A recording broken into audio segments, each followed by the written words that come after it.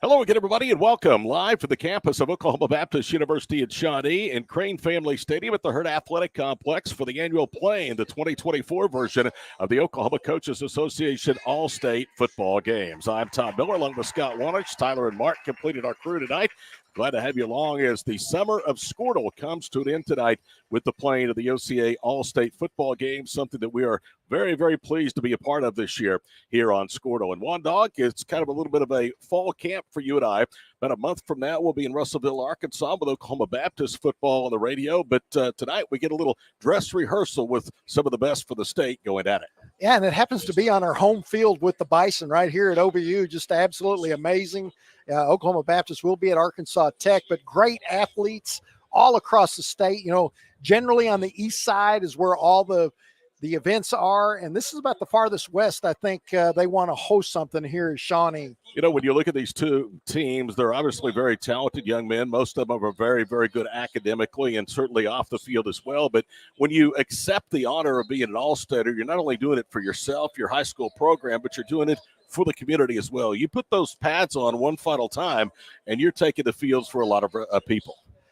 For a bunch of people, everybody that goes through two-a-day starting in August. So, you know, you've got guys from Cushing, Hominy, Verdigris, Tulsa Union, wherever you're at, you're representing exactly what you said. Every one of those players, from the managers to the coaches, all that sweat in the weight room coming out. You're coming out tonight. What an honor to be named an All-Stater.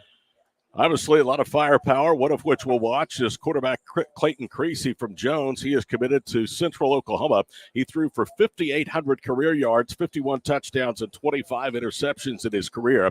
Last year, 28 touchdowns and 1,813 yards. Creasy probably would have more than one gold ball had it not been from one program called the Washington Warriors. Also tonight, we'll look forward to seeing the 4 8-man representatives at tonight's game. Caden Manuel, his dad Gary, is one of the coaches for the West squad. He is a 5'10", 205-pound recent graduate from Sealing. He was named the player of the game at the 101 Classic Bowl out in Woodward in June. Judd Cheatham will also be on the offensive side of the football for the West. He is out of Oklahoma Bible Academy in Enid, had just a terrific senior season, rushed for 299 yards and 4 touchdowns in a loss in the quarterfinals to Regent Prep. Those are the 2 8-man representatives on the west side of the football. On the defensive side, both are on the east side, both are on the defensive side of the football. Cade Henderson, a 6'2", 250-pound down lineman from Dewar, and Bryson Kelly, 6'2", 215 from Drumright, will be one of the linebackers. So quite an honor, Scott, for those 8-man players to get a chance to come in and test their mettle against players from bigger schools. But I think you and I both agree, and you played at a 6A school in Choctaw, if you were an athlete, you can play against about anybody.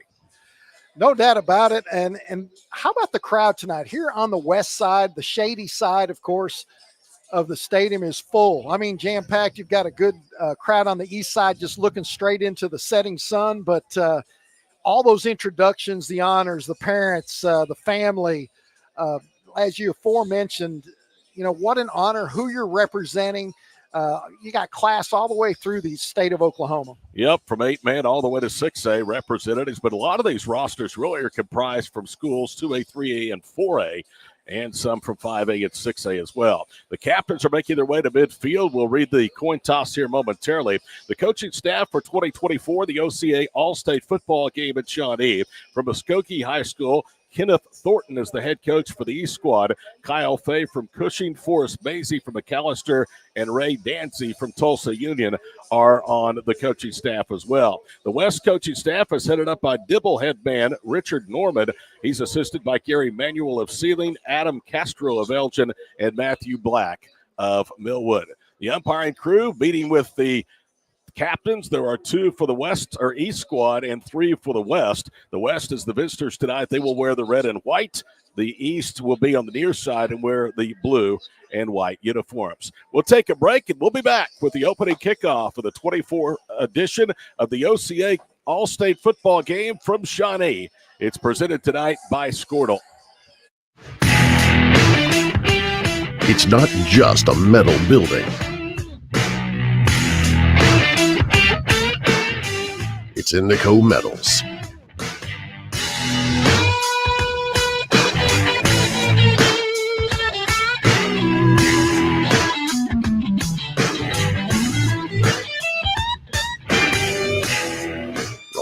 metal building need.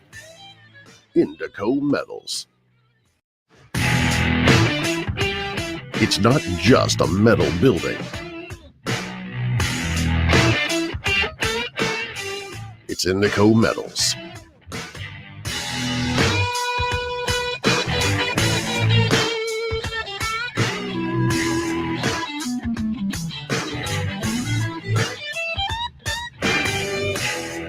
All your metal building needs. Indico Metals. Todd Miller, Scott Wanish of the crew with you on the Squirtle Network tonight, as well as the platforms of the Sports Animal. We're glad to have you live from Crane Family Stadium at the Hurt Athletic Complex here at the OBU campus tonight before it's the East-West All-State football game in 2024. The West has won. They want the football. The East will kick, and they will defend the goal off to the South. We're back to tee it up after this on Squirtle. Dr. Matt Dieselhorst at Dieselhorst Sports and Orthopedics can help you get game day ready. Dr. Dieselhorst works with athletes of all ages, taking a coordinated approach to accelerate return to play and maximize athletic performance. His work with pros in sports training, injury prevention, bracing, functional rehabilitation, and imaging works seamlessly with his medical and surgical expertise. Get started by going to Dieselhorst Sports and Orthopedics. Let Dr. Matt Dieselhorst get you back on the field, backing all Oklahoma athletes on the field and off. When your business is agriculture, you want a bank behind you that doesn't cut and run at the first sign that there will be some tough times ahead. There are good years and there are always bad years. At Farm Credit of Western Oklahoma, we're here for them all. Agriculture, it's the backbone of our local community. We believe in it. We invest in it. We're here for the long haul. If you're in agriculture, it's time to let Farm Credit of Western Oklahoma make your best even better. Contact a loan officer today. Farm Credit of Western Oklahoma, the area's leading lender in agriculture. Are you out of high school and looking for a career? At Tulsa Tech, you can explore exciting opportunities in IT, aviation, automotive, manufacturing, visual arts, and more. And Tulsa Tech offers a tuition-free scholarship for adults 18 to 23 years old. That's what I said, free. It's called the Accelerating Independence Scholarship. It's like fast-tracking into a career you love, can make money in, and a career with a future. Find out more about Tulsa Tech's Accelerating Independence Scholarship at tulsatech.edu.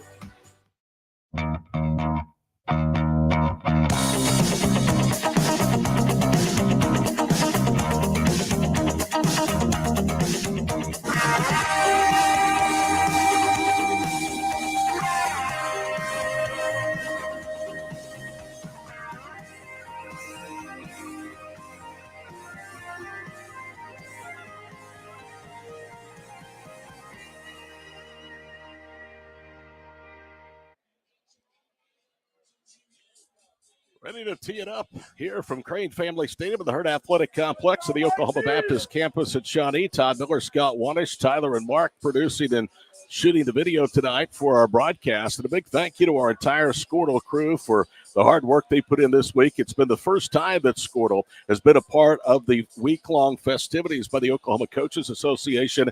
Doug Nelson, Tom Nelson, Dustin Goodnow, Mark Rogers, all having their turn at the microphone this past week, doing a great job from Jinx and Sapulpa, covering volleyball and boys and girls basketball. Tonight, it is football. It is the marquee game to cap off the week. A lot of excitement, and as Scott told you about the crowd, it is going to be near a full house tonight here in Shawnee.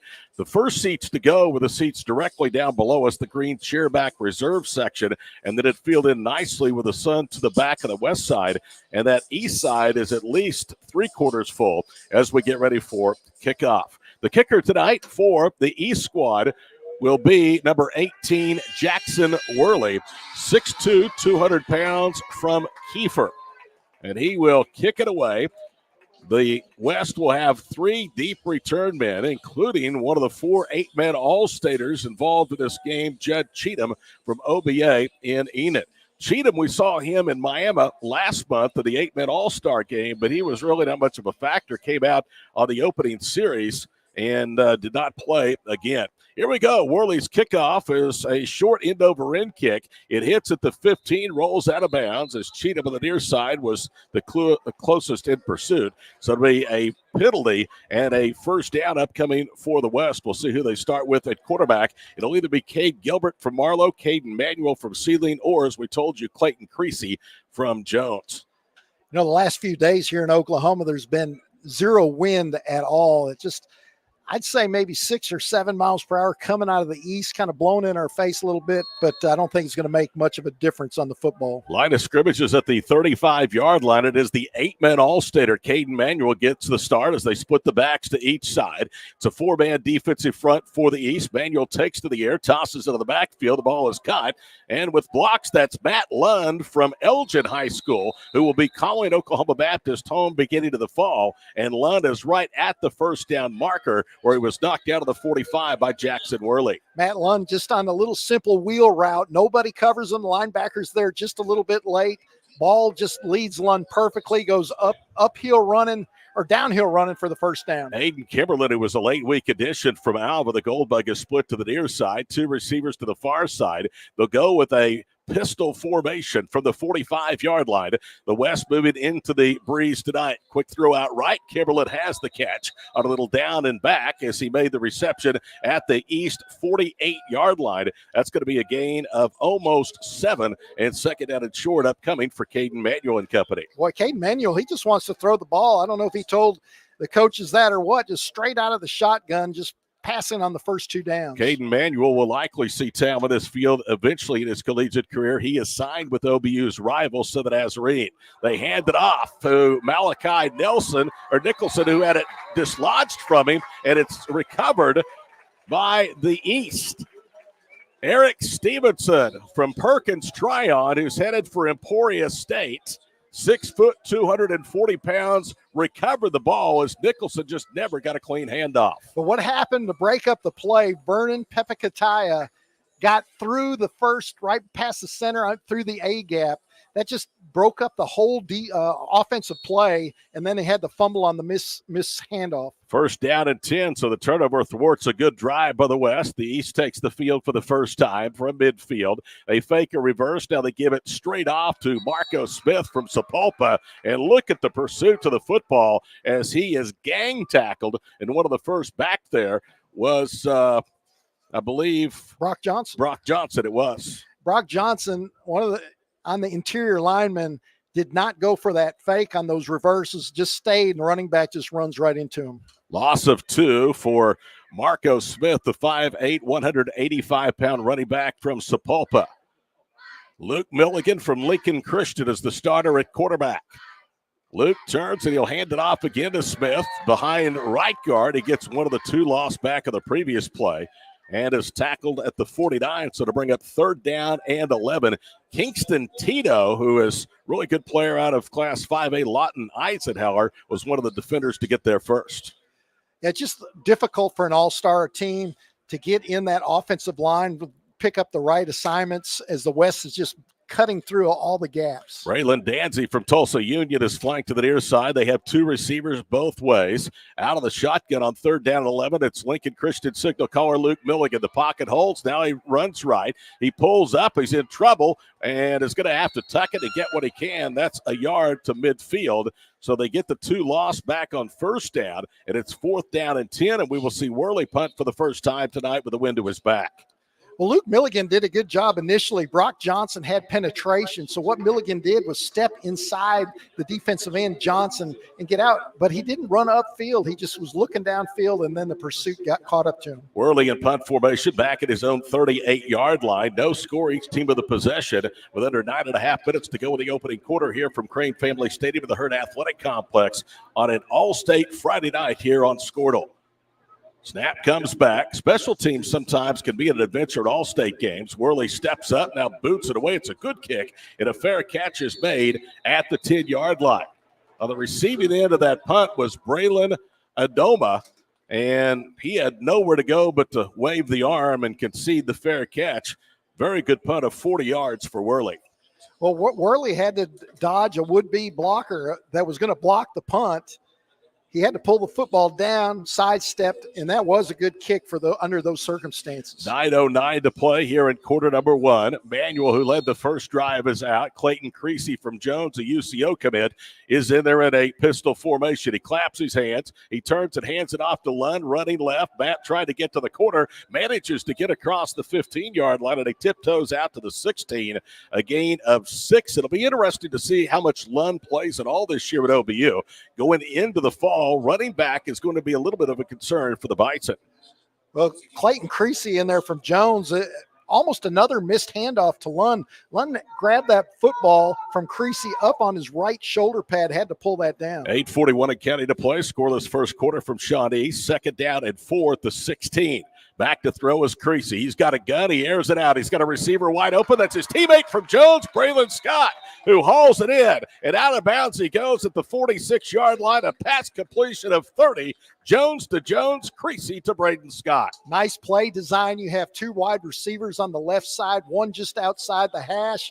Of course, the receiver making the catch on the left sideline. Perfect drop in the bucket pass by Creasy. Clock continuing to roll. We're at 8:19 to go in the first quarter. This is already first down number 2 and 2 drives for the West. They have been the dominant team here early. Pistol formation. Looks like Jag Norman, the 200-pound ball carrier from Dibble, is in the pistol behind Clayton Creasy. Now they send him in motion to the near side. Creasy, a straight drop, clean pocket, throws it out left. Kimberlin makes the catch at the 45, circles back and gets 2 to the 44 in East territory, and that will be enough for a first down or right at the sticks. They're actually going to spot it a yard short at the 45. Yeah, the West has the East defense on their heels that time. Triplets to the left. Braden Scott along the sideline again goes deep, leaving that wide open for Kimberlin underneath. Aiden 2 years ago was playing 8-man football at Mountain View Gunnybo before his father, JB, was named the head boys basketball coach at Alva. Out of the pistol, they hand it off up the middle. That's Malachi Nicholson, who fumbled his first carry tonight, and he moves the sticks with a gain of 3 out to the 42. Good just to throw in that little draw play to keep them honest. But I think with Creasy and then Braden Scott, they've got that chemistry from Jones High School. They want to keep passing. I expect a pass here on first down. Almost the end or 5 minutes into the ball game, and so far the East has ran just 3 offensive plays. Split backs to east side of Creasy from the 42-yard line. He wants to throw again, looks over the middle and had Kimberlin, but he threw it behind him, incomplete. Aiden was wide open. There wasn't a blue jersey within 4 yards of him, one dog at the 30. Yeah, I think what Creasy saw was one of the linebackers on the East was in his line of sight. So he was in between whether he's going to throw it over the top of the linebacker, but then he's worried about the safety, and that's why that throw was behind. He was coached last year by Ryan Wilson, who's not here tonight. He and his beautiful wife, Shannon, just gave birth to the couple's second son today in Northwest Oklahoma. 2nd and 10 of the 42-yard line. Creasy to throw. Pump fake style. He's going to pull it down and take what he can, and he comes to a sliding stop at the 37-yard line. So he gets half of it. Scott, it's going to bring up 3rd down and 5. And interesting enough, this will be the longest 3rd down try attempt of the first quarter for the West. Yeah, the East has got to get more pressure on Creasy. Creasy stood, he pump faked twice on that play and should have been sacked. Instead, he gets a big gain. Kimberlin is split to the near side. The man in motion, Judd Cheatham. He'll line up as one of 2 receivers, split short left. In the pistol is Jag Norman, 6 foot, 200 pounds out of Dibble. 3rd down and 5 of the 37. First 3rd down try of the night for the West. They need to get to the 32-yard line. Runs the play clock down. Now he's going to hand it off to Norman, who's stretched out, tries to cut back inside, ran right into Fisher Marr, the former Ada Cougar, 6'1", 195 pounds. They may give him a yard to the 36. You would think the offense stays out there on 4th down. Well, the West, they audibled out of that from the sidelines. They changed that play. It was a passing play and just went right into the strength of the East defense. They're not getting any pressure, but those down linemen with that forefront, it's hard to run on. Officially no gain, so it's 4th and 5 of the 36. Jake Reagan out of Kingfisher, who is listed as an athlete, is lined up tight end left. They hand it straight ahead to Nicholson, and he will not get there. He's cut down just inside the 35-yard line, and up off the bottom of the pile for the defense was Noah Wilson from Pawhuska. Yeah, once again, Vernon Pepakataya from Muskogee is getting penetration almost every running play, and it's really hurting the running lanes for the West offense. So the East stiffens with 5:27 to go in the first quarter. No score, and this will be the second offensive series for the East tonight. It's Braxton Etheridge from Claremore High School that is the quarterback. From the 35, Etheridge takes the snap, throws it out left. Receiver is open. That is Brock Stroon on the near side at the 39, close to the 40-yard line. Give him 5. Going to bring up second down and short. And that is the best yardage gain on 2 first down tries tonight by the East. Outstanding coverage by the right cornerback, Kingston Tito, out of Lawton Eisenhower, right up in the grill of the receiver for nowhere to go. Rapidly played first quarter, clock winding. We're under 5 minutes now to play in the first quarter. Todd Miller, Scott Wadish, and the entire Squirtle crew with you for the OBU campus. Line of scrimmage officially at the 39, so it was a gain of 4 as Etheridge, 6'1", 185, steps in there. They'll split receivers to both sides. The short side of the field is the press box side. Give straight ahead to Carson Clagg, who was a late week addition in there at running back from Chandler, and he manages to get about 1.5 yards out to the 41. Nice tackle by Nathan Spogling. Keto's actually playing defensive end. He was the right defensive end on that pass play, went out to cover that screen play, and he went over to the left side defensive end. Well, he's a monster, too, out there. Has really been active. We're talking about Kingston Tito. He actually moved from California as a toddler to the Sooner State, graduated from Lawton Eisenhower, and he has Samoan heritage. Third down and 4 the 41-yard line. Man in motion to the near side is Strood. They're going to hand it again to Clagg. Clagg trying to get outside, now makes a cut, and is cut down short of the first down yardage at the 43. It looked like that play, Scott, was going to go for a lot more. It nets just 2 yards. Except for Kingston Tito was there again. First man there to make contact to prevent that first down. You've got 4th and short here. 4th and not quite a full yard. They're going to keep Etheridge of the offense out there on the field. Checking out is Cord Coffey, the tight end, a former Ada Cougar. They need to get to the 45. The ball is right at the 44, so it's 4th down and not quite a full yard. No score with 3:15 to go here in the first quarter. Now Etheridge runs up behind center. He's going to keep it on the quarterback sneak, and he has the first down to the 45.5-yard line. And one of the referees went tumbling down. He was knocked down by Brian Marshall, the former Hominy Buck.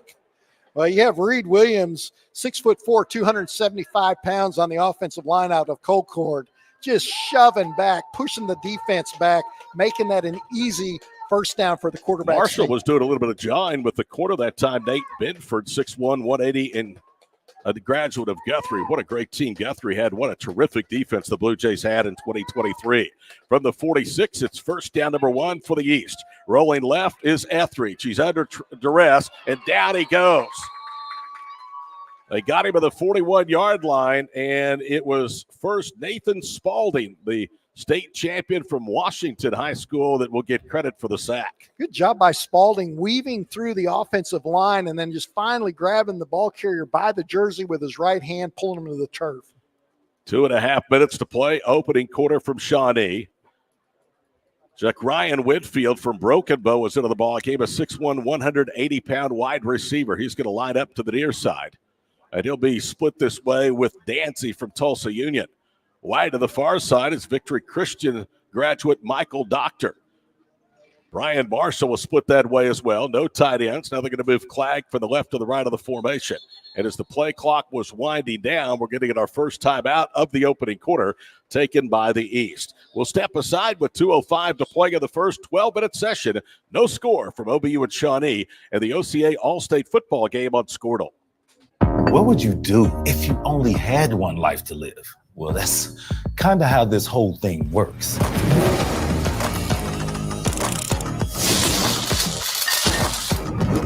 So bite off more than you can chew. Don't wait for someone else's green light. Go after what they say you can't. Oklahoma needs more doers, and doers don't wait. Get skilled, get paid. Oklahoma Career Tech. In our business and at our firm, it's all about preparation, preparation, preparation. We are advocates for our client. We speak for them. So as a part of that advocacy, it involves hiring the best experts. It's doing the legal research. It's doing the medical research. That is advocacy behind the scenes. It's not just the bells and whistles in front of the jury.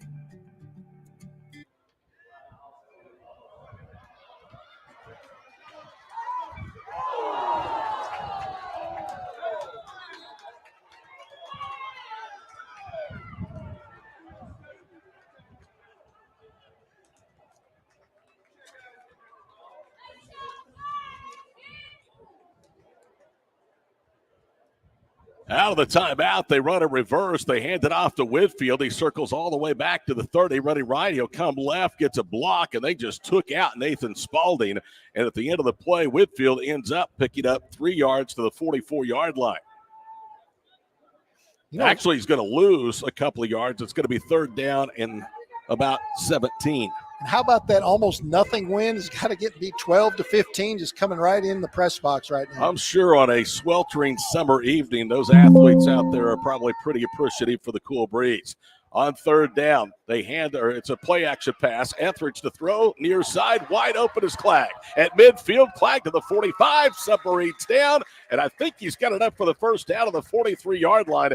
Somebody blew coverage, Scott, that time because Carson Clegg, the former Chandler lineman, was wide open to the near side. And the quarterback didn't even see him. I think Clegg was yelling, hey, hey, because 3 defensive linemen for the West went after the quarterback.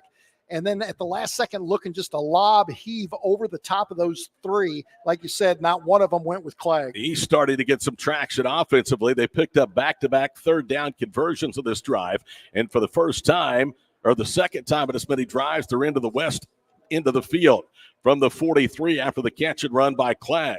Etheridge awaits the snap. He's going to give it again to Clegg, and he is taken down by the hips. Ashton Taylor, coached by Brock Wardlaw from Minco, was the one that made the stop. If Wardlaw is a familiar name, it should be his dad. Jeff was a legendary head coach at Northwest Oklahoma for years at O'Keene.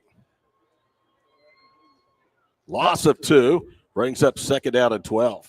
Nice play by Ashton Taylor. He's the right defensive end on the 3-man front for the West. Just used his speed to get around the left tackle, running down the ball carrier. Marco Smith is in the backfield. It's a 3-by-1 formation with a single receiver to the near side. That is Danzy. They throw a slant over the middle, and it's through his hands, incomplete. If Danzy makes that catch around the 37 or 38-yard line, he is going to be punished by Nate Benford. I thought Benford was there just a little bit late, and Braylon Danzy, I think he heard in the back steps, but the defensive back was off of him a little bit, maybe just a little bit of a high throw off the fingertips. You can hear that wind coming through the press box windows into our microphone, and it has picked up, Scott, I think even since the game started just after 7 o'clock. Oh, big time. It's at least 15-16. It feels great with our air conditioning fan out. Yeah.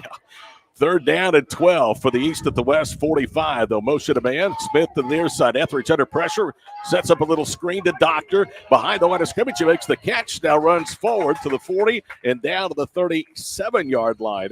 He's still going to be short of the yards to gain, but he got a lot of the 12 with that little slip screen. That's really the only offense that the East has been having. The East offensive line is doing a good job on the draws and on the screens, letting the defensive line of the West penetrate and then just throwing the ball over the top. That is the final play of the first quarter. The East is threatening, but 12 minutes in, we are scoreless in the 2024 edition of the OCA All-State Football Game from Crane Family Stadium. The second quarter is coming up next here on Squirtle.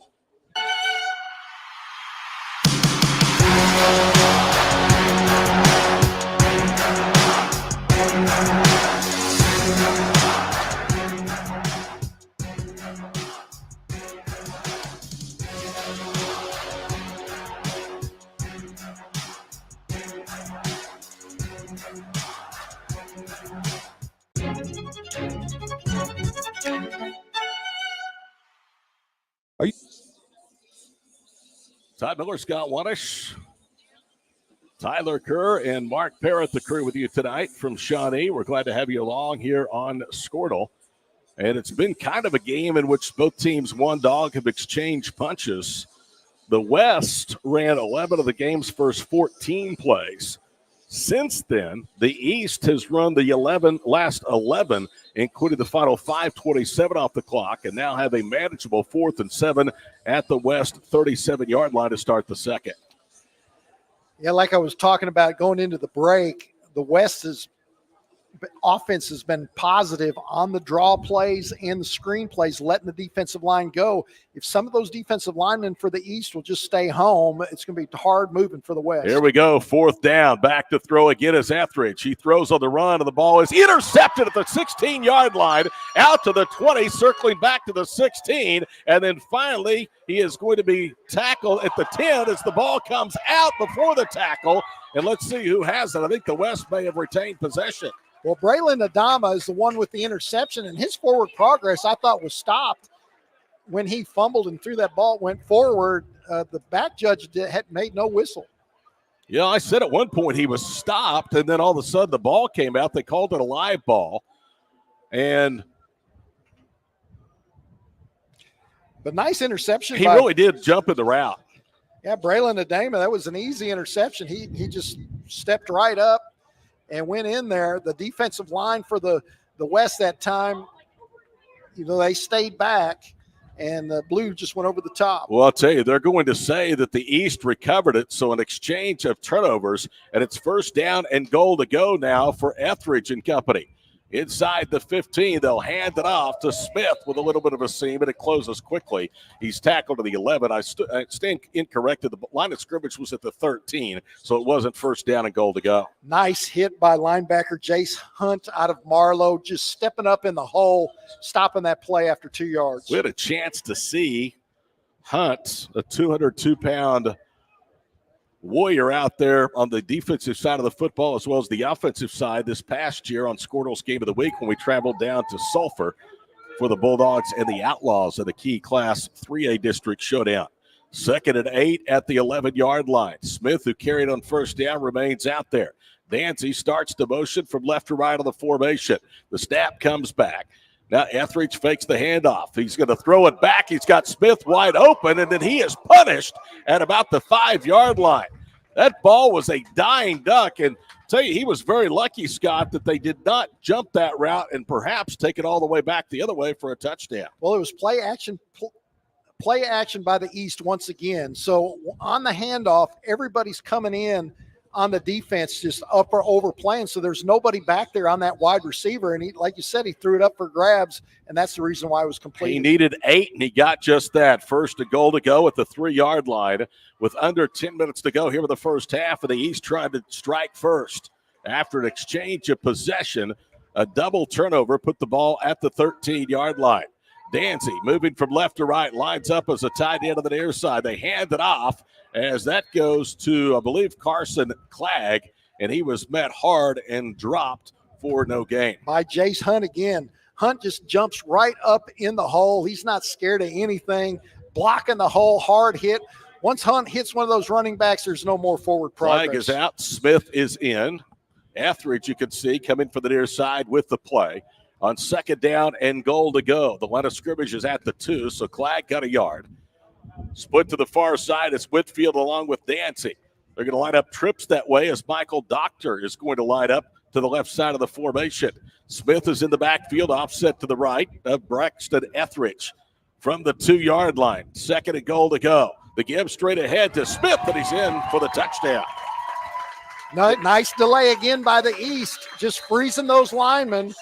And Marco Smith kind of high-stepped a little bit and then just darted through the hole on the hesitation by the defensive line. And there was some pretty good opening, some pretty good space down there as well. And it looks like they're going to go for 2, as I found it odd they don't name all state. There's going to be an unsportsmanlike conduct on the offense. That'll be tacked on at the end of the play. So the score stands. It is 6-0. And it looks like they're going to try for a single point. Luke Milligan from Lincoln Christian out of the hold of the punter. That is Jackson Worley. This will be a 20-yard extra point attempt after the penalty. Snap is back, ball is down, kick is on the way, and it is good. And I stand corrected. They'll tack that on to the kickoff. So there's a timeout. 9:02 to play here with the first half from Shawnee. It's the East on a gift, leading 7-0 over the West here on the All-State Football broadcast from Squirtle. Are you looking for a local, reliable propane provider? Earnhardt Oil and Propane has been serving customers throughout Oklahoma since 1971. Let them tailor a pricing option to fit your budget. Avoid winter price spikes with easy pay, steady, predictable monthly payments you can count on. Need more fuel options? They also offer bulk fuel delivery, DEF, lubricants, and supplies for your business, all at competitive prices. For reliability 3 generations strong, call Earnhardt Oil and Propane at 866-270-1279 or visit www.earnhardtpropane.com. Alva State Bank and Trust Company. Older than Oklahoma, big enough to serve you, and small enough to know you. We've been around since 1901, proudly serving the communities of Northwest Oklahoma and Southern Kansas. We are making banking easy. Whether you're at home, in the office, or waiting for the next quarter to start, our online or mobile banking options help you to juggle busy schedules and financial needs. So stop by and see us at any of our locations in Alva, Burlington, Freedom, Enid, and Kiowa, Kansas. We plant roots where others have branches. Equal housing lender, member FDIC. So Jackson Worley will spot the ball on a tee at the 25-yard line. Scott, I'm wondering what was said to draw that unsportsmanlike conduct foul. It's an all-state game. You usually don't see, unless it's a pretty egregious mistake, a flag thrown. Well, you know, it's always hard for up here in the booth to understand what's being said. I think that somebody was really taunting and mouthing for that to be thrown, because I know the officials don't really want to throw that flag. Here's Worley into the wind. He'll squib it up the middle. It's going to be returned by Kimberlin at the 41, Aiden to the 45, and his jersey tripped by the East at the 48-yard line. There's some more pushing and shoving. And again, involved in the play is going to be Nate Benford and also Brian Marshall. Those two have had several heated exchanges out there with the field. Yeah, there might be a little bit of John going on between there, too. So it'll be first down and 10 for the West near midfield to the 49-yard line. 8:56 to play here in quarter number 2. Well, sometimes in all-star games, some of the players take a kind of cruise. I don't think you can say that in this game. They're taking it seriously. Cade Gilbert will get his first try in the third series at quarterback. Former Marlowe outlaw, and this is what he specializes in. Zone read. He bounces outside. He has a first down inside the 40 down to the 38-yard line. So a gain of 13.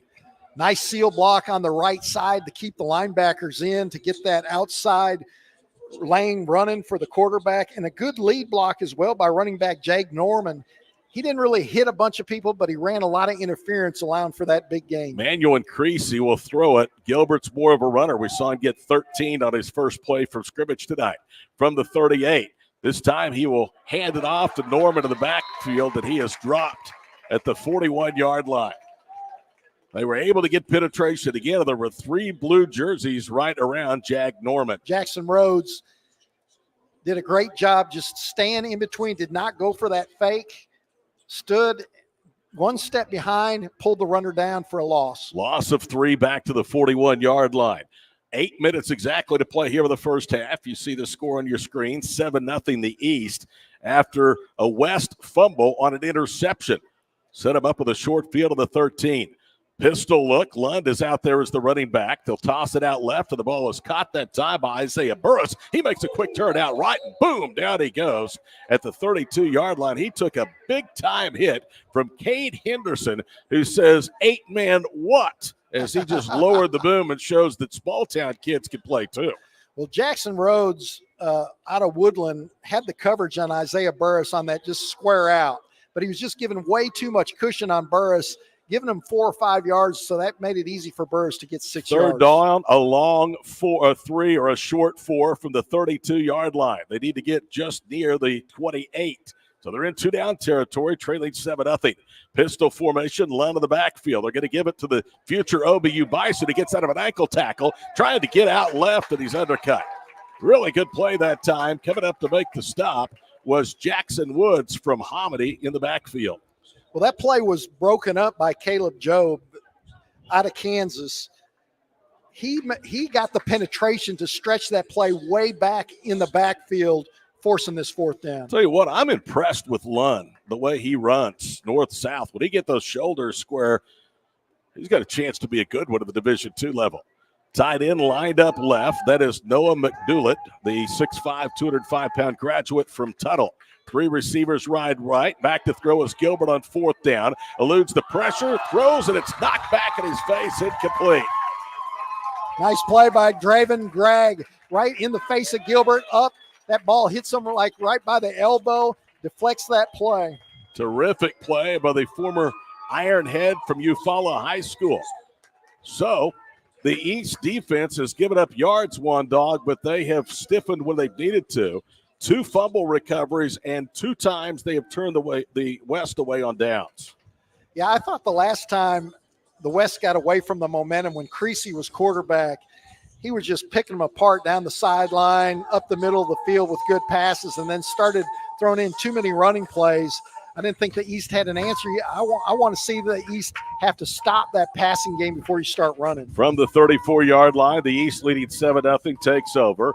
Matheson from Cushing is to the near side, along with Stroon from Salisaw. They have 2 receivers to the far side. Of the quarterback is Milligan. He dumps it out left. He's got Stroon, 40, dodges a tackler, and dives down. He's going to be stopped near the 44-yard line. It's going to be very near a first down catch and run for the former Black Diamond from Salisaw High School, Brock Stroon. Brock Stroon just went up the right sideline and just stood there. Safety had to come get him, but way, way too late. 5:54 to play here with the first half. First down and 10. Needed 10 and got it right on the nose at the 44-yard line. Milligan has a single back in the backfield. That's Marco Smith. Correction, that's Clegg. They fake the handoff and dump it out left. And the ball is caught. And jitterbugging his way is Whitfield, who's across midfield and down to the 48-yard line. This guy is a big play waiting to happen every time he catches the ball on the perimeter. Yeah, nice play by Jackron Whitfield, because that was a knuckleball just over the top of the defender. He had to wait for that football when the pursuit came from the defense. And like you said, the little jitterbug and then just straight up the field, only 2nd and 2 now. 7-0 East. They moved into the west end of the field to get to the 48. They're at 2nd down and 2. Early in the ball game, they were facing 2nd and 3rd down and long. They have started with the battle on first down here in the second period. 7-0 our score, and we're under 5 minutes to play in the opening half. 3 receivers to the near side. Brock Stroon starts in motion, now lines up and tight into the near side. They're going to hand it off to Carson Clegg, who bangs his way for a first down carry of 3 to the 45, but he didn't get punished. He delivered the punishment behind right guard. Yeah, you know, that's a first down. It was only 2nd and 2, but I really like the play by linebacker Brogan Hardy from Piedmont, stepping up to challenge the play. Just a hair too late. No chip on the running back, so Hardy had to take it himself. That's why he couldn't prevent the first down. 4:34 to play here with the first half. We have played a little more than a half hour, and we're almost through 2 periods. Clegg in the backfield. Milligan awaits the snap for the 45. Deep drop all the way to his own 46. Luke Milligan is going to jump pass over the middle, and the ball is caught for a touchdown. Whitfield was battling that time in the secondary with Adamo, and he was able to come back, make the adjustment of the play, and a 45-yard touchdown pass makes it a 2-score game for the East. Yeah, that was a very underthrown play. Some of the safeties got to jump and break on that ball, at least break it up, if not intercept it. But, of course, Whitfield's all over the field, very aggressive, nice touchdown. So Milligan, who just tossed one for 45 yards, a chance to make it 2 for 2 at extra point tries and make it a full 2-possession game with 4:19 to play in the first half. The hold from Worley, low snap, he gets it down. The kick is on the way, goes straight up in the air and into the wind, and just does get over the crossbar. That counts the same. Timeouts, 4:19 to play before halftime. From Shawnee, it's the East lead of the West, 14-0 in the 2024 OCA All-State football game on Squirtle. Ready to get back in the game? Great news. The movement experts at Physical Therapy Central can help you find relief and results and keep you off the sidelines. With over 30 convenient locations across Oklahoma City and beyond, contact PT Central today at ptcentral.org to see a physical therapist. Anger, anxiety, worry, and disbelief. These are normal emotions to feel with an unplanned pregnancy. You have options, and you are not alone. Hope Pregnancy Center in Alva is a safe, confidential, and compassionate place to land. Hope offers free pregnancy testing and ultrasound, and you will be provided education for all your options. Remember, you aren't alone. We can help with hope. Visit thinkimpregnant.org. That's thinkimpregnant.org.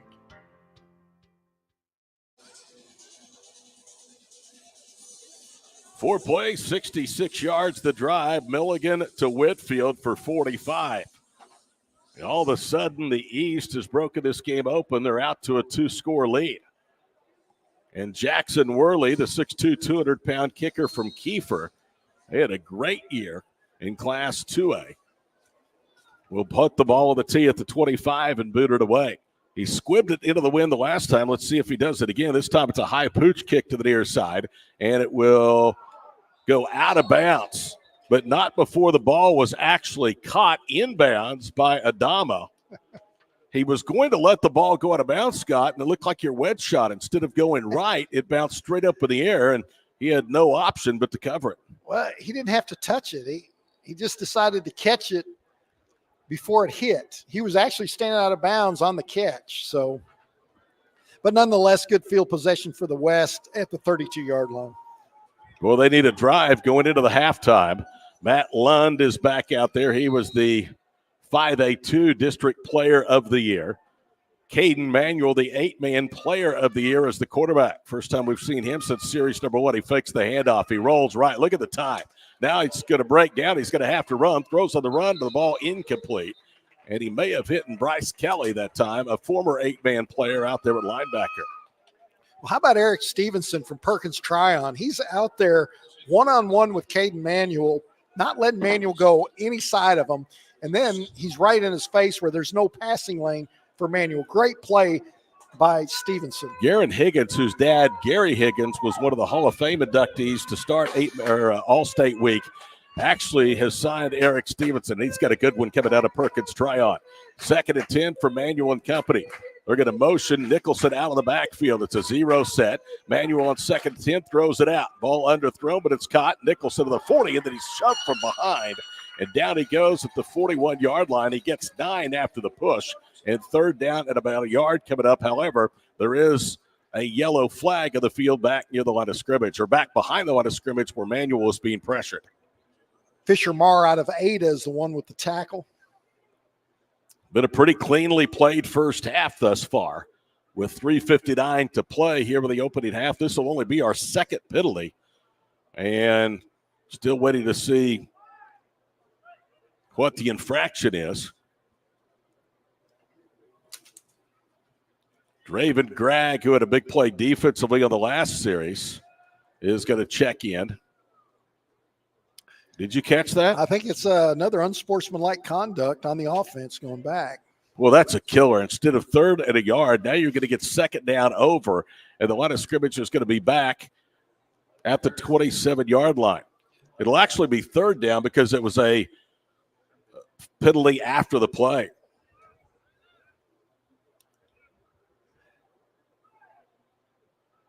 Yeah, when you're down 14-0, that really hurts.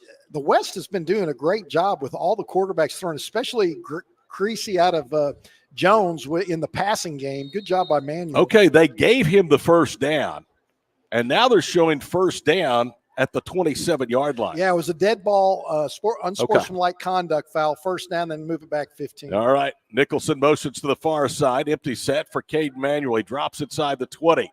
Takes a pop, throws it over the middle. A sliding catch by Jake Reagan of Kingfisher at the 42-yard line. And Manuel stood tall. He's not real tall, 5'10", and he took a pop on that throw. Yeah, Eric Stevenson getting some good penetration in there. Good job by Manuel. You know, you're going to hear those footsteps, especially coming from behind when you don't see the defender. A lot of courage there by Manuel stepping into that throw. Caden, a 2-sport All-Stater for Sealing, led the Wildcats to the Class B football championship this past year. Also a standout in basketball. Fakes the handoff, throws left. Nobody's there with the exception of the defensive back, Scrappy Glass. And Glass thought he had a catch. They're going to say he trapped the ball.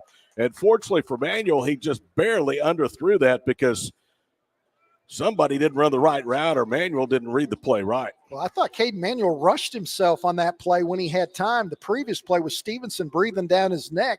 He showed all kinds of poise with that nice completion. That time, it was just a quick two-step drop back, nobody there, and he just fired. Manuel is out, Creasy is in. Let's see if they do what you said, Scott, and that is to air it out. McDougal, the tight end from right to left. 2nd and 10 for the 41. Creasy, straight drop, guns it out right, ball caught. That is Aiden Kimberlin, the gold bug from Alba at the 38-yard line, and he's dropped for a first down catch. Boy, Creasy's got a lot of confidence standing in the pocket. Good job by the West offensive line, giving him a nice pocket, a lot of time to throw. Kimberlin on the right side, it's just one-on-one against the cornerback. He just runs a stop route, and right on time, Creasy with the completion. 2 years ago, Aiden was playing 8-man football at Mountain View Gody Bow. He gets a first down reception as he gets 21 yards. Longest catch for him tonight. He's one of 3 receivers to the near side. Creasy to throw. Here comes the pressure. He steps up, throws deep for Kimberlin, and he overthrew him. It's intercepted by Glass at the goal line. It'll be a touchback. Wow, what a interception by Glass, a leaping interception over the top. Aiden Kimberlin broke that route off a little too early. I don't think he thought that the pass was going to go that deep. So that is turnover number 3 for the West here in the first half. And the East can build it to a bigger than 2-score lead. They do have 2 timeouts remaining and 2:49 to work with here in the first half. You know, if Scrappy Glass can come up with a leaping interception like that, with not being a real tall guy, listed at 5'8", probably 5'6", I'm going to believe him on that previous play that he picked that off the turf for an interception. Scrappy Wanish, that's what they used to call you when you were a Yellow Jacket at Choctaw. 1st and 10 at the 20-yard line. The handoff, and not much doing. Not even going to get back to the line of scrimmage. It'll be a loss of almost 3 back to the 17-yard line. On the carry was Carson Clagg. Well, the big man, Ashton Taylor out of Minco, nobody blocked him. Taylor just did as he pleased right up the middle and broke up that play. Minco, a Class A school. We have them from all classifications here in the 2024 OCA All-State football game. The first time we've had a chance to broadcast the OCA event, and we are glad to have been a part of All-State Week here in Oklahoma. 2nd and 12 at the 18-yard line. With a single setback, Marco Smith. They fake the handoff, toss it right. Dancy with a catch on a comebacker. Now he runs upfield across the 25 and gets a sizable gain to the 27. Going to bring up 3rd down and 3. Tell you what, Dancy and Whitfield, Scott, are handfuls on the perimeter. They can really make plays with their legs after the catch. Well, just too much cushion on both sides of the defense on the wide receivers. Dancy just stood there for seconds for that easy completion. And then, of course, you let the legs take over after the completion. Minute and a half of the clock rolling here in the first half. 14-0, the East over the West. 3rd and 2 at the 28-yard line. Dancy, who set up this short 3rd down conversion, motions to tight end right. Now they hand it off to Marco Smith. There was a little bit of trouble in the backfield, and as a result, he is cut down at the 29-yard line. Looked like he wanted to go one way, and then the quarterback, Etheridge, thought he was going to go the other. Well, you had 6'3", 275-pound Viliami Lewis from Del City there in the way as well. That didn't make it easy for any kind of running pass. Timeout, 70 seconds to play first half. We're back after this quick break on Squirtle.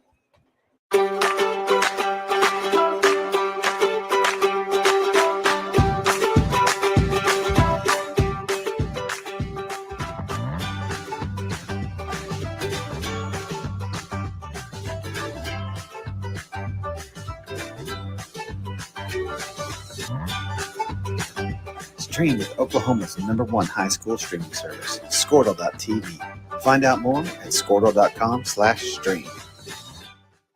East River Roustabout, centrally located in Oklahoma, provides construction services specifically tailored for oilfield projects.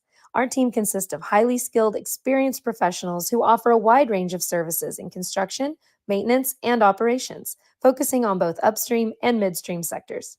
With a combined 44 years of experience in pipeline and roustabout service. Fake this, Shirley. They are in punt formation is the East on 4th and a yard of the 29. I have to think they're maybe going to fake this with Michael Doctor, the up man at the 25-yard line. The snap floats back, and Worley gets a leg into it. That is a terrific punt, a high punt. It's going to force Udoma to wave for a fair catch at the 30-yard line. And now flags to the near side. Yeah, we got a little fight going over there on this right sideline. It's been a little bit chippy all evening long. Again, don't tell these guys this is an exhibition game. They are playing for pride, playing for, as we said in the open, their schools, their communities, playing for themselves, and playing for their half of the state. Looked like Curtis Miller from Norman North for the West, battling with Michael Doctor from Victory Christian on the East. So someone's getting unsportsmanlike. I bet you this probably offsets. Usually when they do that in an all-star game, it is more as to say, hey, guys, we're watching. Let's keep this thing from getting out of hand. Yeah, emotions are really wild. You see a lot of going at it tonight, and just kind of calm in the pregame and all that respect. Yep, offsetting unsportsmanlike. Might as well be late October. Scott is in mid-season form now. Just hard to do an all-star game, with all the different players. You get used to like one team that you can do it, and then you have all the rotations. So we're going to have a good broadcast. And now tell me, did he not make that catch at the 30-yard line? They're spotting it at the 40. Yes. Back to throw is Clayton Creasy, looking right, coming left, running out of time. Now he reverses field back to the 27, throws on the run, leaping catch, in and out of his hands, incomplete. And that was his high school buddy, Braden Scott. And that doesn't happen very often. Braden Scott and Creasy have that chemistry all their careers at Jones High School. What Braden Scott did was just jump a little too early, so he's trying to make that reception on the way down. It was a good pass by Creasy. I want you to clarify again that fair catch was at the 30, right? I want to make sure Tyler didn't bring me any funny water up here. Yeah, we don't have a replay here, but I think that you're right. That was a nice high kick there. For second and 10 to the 40-yard line. Creasy now will have two backs in the backfield.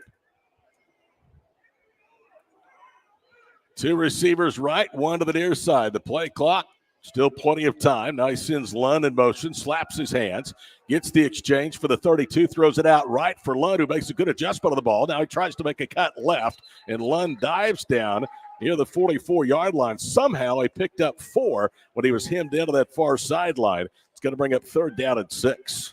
Jace Warren of Tuttle, offensive lineman, he was on the ground, but he held enough ground to give Creasy time to get that football off, even though that pass was really going nowhere with 28 seconds left. And counting, and the West still has 2 timeouts. They're yet to use one of this drive, facing 3rd down and 6. Creasy to throw from the 37, looking right, now moving right. He's going to throw on the run, and Kimberlin makes a great catch at the 40, to the 30, down to the 29-yard line. Holy Toledo, what a great catch by Aiden Kimberlin. And see, Aiden Kimberlin's from Alva, Creasy from Jones. They've got that chemistry as well. That's the second back shoulder throw that Creasy has completed to Kimberlin tonight. And a timeout will leave the West with 1 remaining and a first down on the 29-yard line. Aiden Kimberlin was not even on the first roster that we saw for the All-State football game. I got the updated one earlier today, and he was on there, so he was a midweek addition, and he is making the most of his opportunity. We also saw him play in the OBCA All-State basketball games at UCO earlier this summer. Well, Clayton Creasy's doing a great job with those back shoulder throws. It's making it almost impossible for the East defense to cover, because on that play, again, Kimberlin's on the right sideline. He's got his back to the quarterback, Creasy. So does the defensive back. So nobody really knows where the throw is. Creasy's trusting Kimberlin out of Alva twice with that nice back Aiden is a tough matchup because he's tall, 6'1", 6'2", but he can literally just leap with the best of them. And nice tight spirals as well. A lot of time for Creasy to throw. I know Creasy, he bought a little bit of time with his feet rolling right, but good job by the West offensive line. From the 44 to the 29, they are in East territory. Time of an essence, though. Low snap. Creasy handles it. Now he's going to step up. He's going to have to run for it. He's spun down from behind at the 23-yard line, and immediately the West will use their final timeout as Draven Gregg stayed home for the bookend spot and was able to run him down. Yeah, the scoreboard says 0. I guess the officials are going to have to put a couple seconds left, maybe 3 seconds left. We see our 2 seconds is what the officials saying. Yeah, they clearly got the timeout called before the clock went to 0. So we'll have, barring a defensive penalty, one more opportunity. What do you think? Creasy to Kimberlin? Well, the wind's coming from the east, kind of moving to the north a little bit. Maybe get a little confidence in one of these kickers, get you 3 points. Earlier on a drive from the 38-yard line, Creasy threw into triple team coverage looking for Kimberlin. This is 2nd and 4 to 23. Really, it's academic as far as the first down is concerned. You're going to try to either get the touchdown or draw a penalty on the defense. They're going to kick a field goal here. They sure are. It'll be a 40-yard attempt. Cade Gilbert. For Cade Gilbert from Marlowe. From the right hash, this would give them a little bit of momentum going to the halftime locker room, and the East will get the football to start the second half. So 40 yards for Gilbert for the right hash. Bad snap. They get it down, little rush, and it is blocked by the one player that came through, Eric Stevenson. Everybody else was just standing around, but not Eric Stevenson. Eric Stevenson's been very active. I remember you and I called a Perkins Tryon football game in Perkins a couple of years ago. He was outstanding on offense and defense. But, in that play, Todd, the ball never got off the ground. That was a terrible snap. The snap was a bouncer, and then the kick was a bouncer. So I don't even know if Stevenson can get credit for a block there. If you were a long snapper, that's what your long snap would have looked like. Thanks. All right, that brings us to the end of 24 minutes of football here on All-State Friday night in Shawnee, with the score of the East leading the West 14-0. We'll take a break and be back shortly. This is the 2024 Oklahoma Coaches Association All-State Football Game on Squirtle. Is your school or booster club looking for ways to fundraise? Let Downtown Threads create a custom website to showcase all your school apparel. You pick the design and the garment, we do the rest. We will handle all the payments and cut you one check when the website is closed. Call today, 580-237-7060. Downtown Threads, proudly supporting all local high school athletes. The thing with car buying nowadays is just how many options there are when it comes to where to actually get a car. Dealerships, websites, auctions, private sellers, and so on. But knowing exactly where to get your car loan makes it all much less stressful. That's where Communication Federal can help. There's a reason we're known for auto loans around here. Lots of car options, lots of places to buy, but only one choice for an auto loan. Communication Federal Credit Union. I travel. My passion is teaching and traveling. In my mind, I was never going to walk right again. I just wasn't. One day in here, I had put my foot down and I took 2 steps. And then we took 2 more steps. And before we were through, we had walked 23 steps. And that was my first steps of freedom. This patient is saying thank you.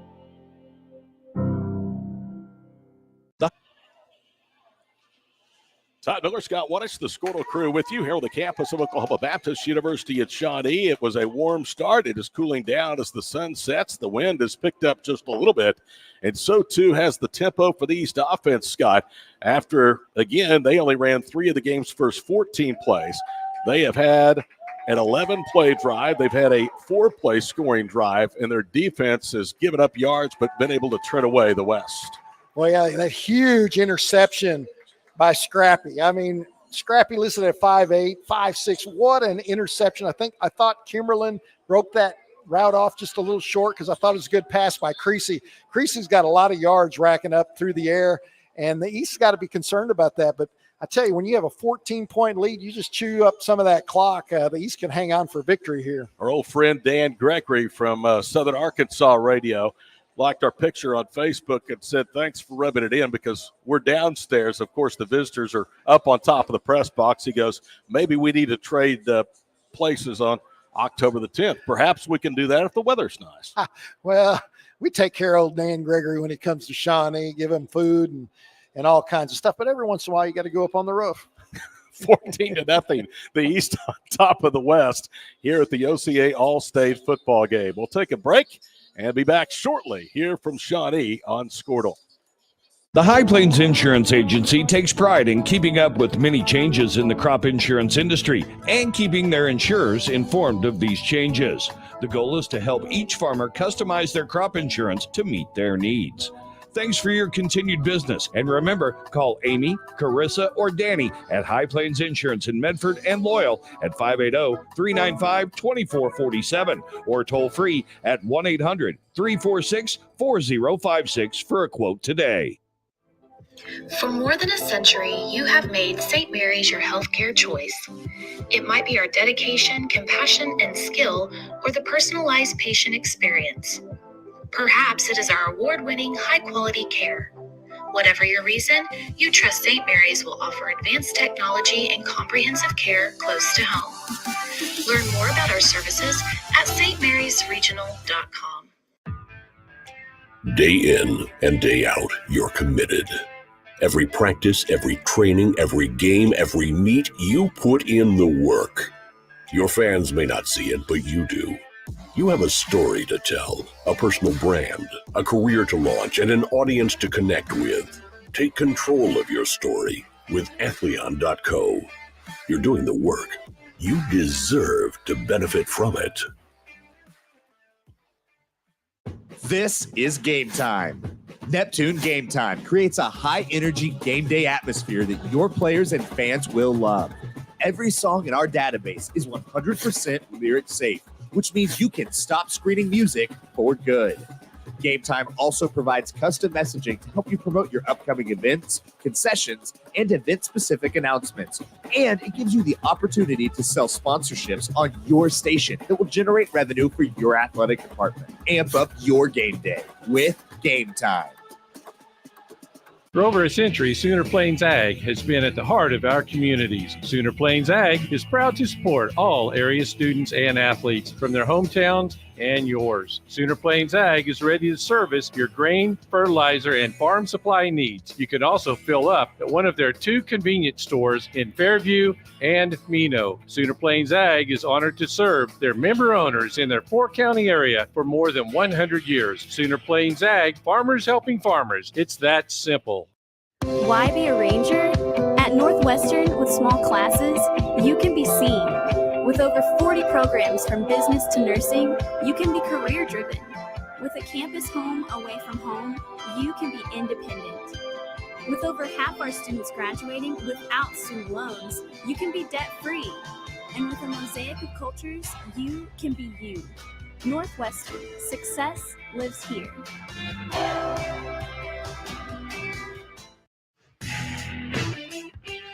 It's not just a metal building. It's Indico Metals.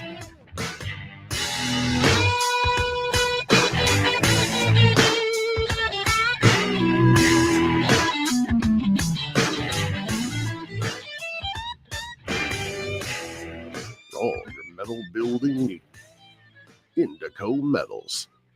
Dr. Matt Dieselhorst at Dieselhorst Sports and Orthopedics can help you get game day ready. Dr. Dieselhorst works with athletes of all ages, taking a coordinated approach to accelerate return to play and maximize athletic performance. His work with pros in sports training, injury prevention, bracing, functional rehabilitation, and imaging works seamlessly with his medical and surgical expertise. Get started by going to Dieselhorst Sports and Orthopedics. Let Dr. Matt Dieselhorst get you back on the field, backing all Oklahoma athletes on the field and off. When your business is agriculture, you want a bank behind you that doesn't cut and run at the first sign that there will be some tough times ahead. There are good years and there are always bad years. At Farm Credit of Western Oklahoma, we're here for them all. Agriculture, it's the backbone of our local community. We believe in it. We invest in it. We're here for the long haul. If you're in agriculture, it's time to let Farm Credit of Western Oklahoma make your best even better. Contact a loan officer today. Farm Credit of Western Oklahoma, the area's leading lender in agriculture. Are you out of high school and looking for a career? At Tulsa Tech, you can explore exciting opportunities in IT, aviation, automotive, manufacturing, visual arts, and more. And Tulsa Tech offers a tuition-free scholarship for adults 18 to 23 years old. That's what I said, free. It's called the Accelerating Independence Scholarship. It's like fast-tracking into a career you love, can make money in, and a career with a future. Find out more about Tulsa Tech's Accelerating Independence Scholarship at tulsatech.edu.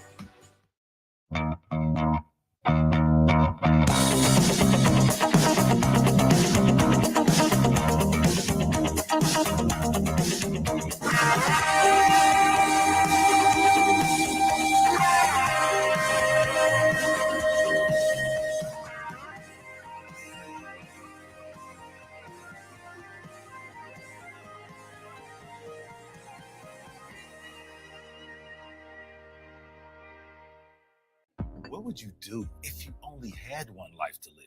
Well, that's kind of how this whole thing works.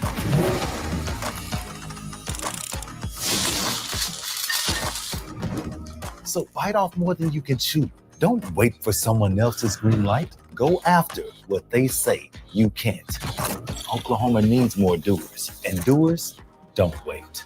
Get skilled, get paid. Oklahoma Career Tech. In our business and at our firm, it's all about preparation, preparation, preparation. We are advocates for our client. We speak for them. So as a part of that advocacy, it involves hiring the best experts. It's doing the legal research. It's doing the medical research. That is advocacy behind the scenes. It's not just the bells and whistles in front of the jury.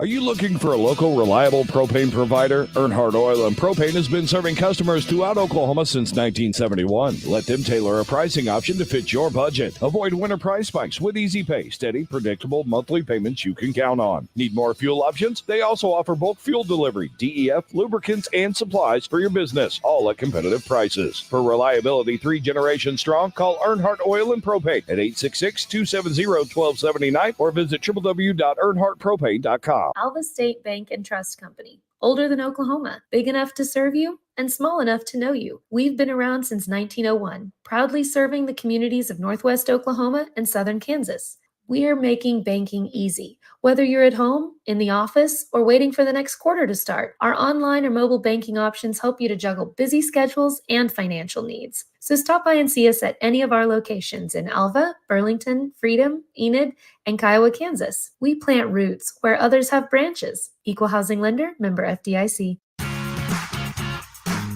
Ready to get back in the game? Great news. The movement experts at Physical Therapy Central can help you find relief and results and keep you off the sidelines. With over 30 convenient locations across Oklahoma City and beyond, contact PT Central today at ptcentral.org to see a physical therapist.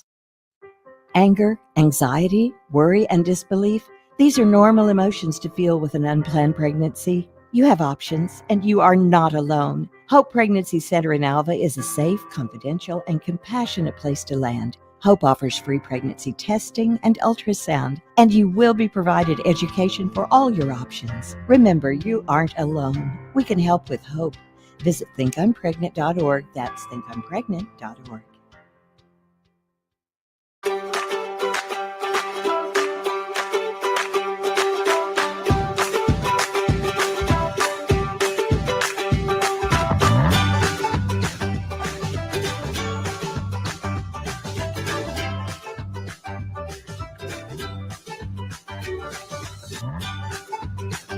Stream with Oklahoma's #1 high school streaming service, Squirtle.tv. Find out more at Squirtle.com/stream.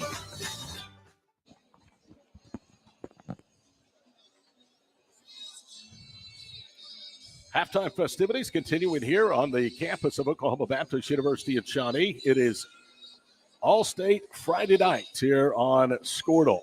At halftime, they announced the homecoming courts and the runner-up and the All-State Queen for 2024.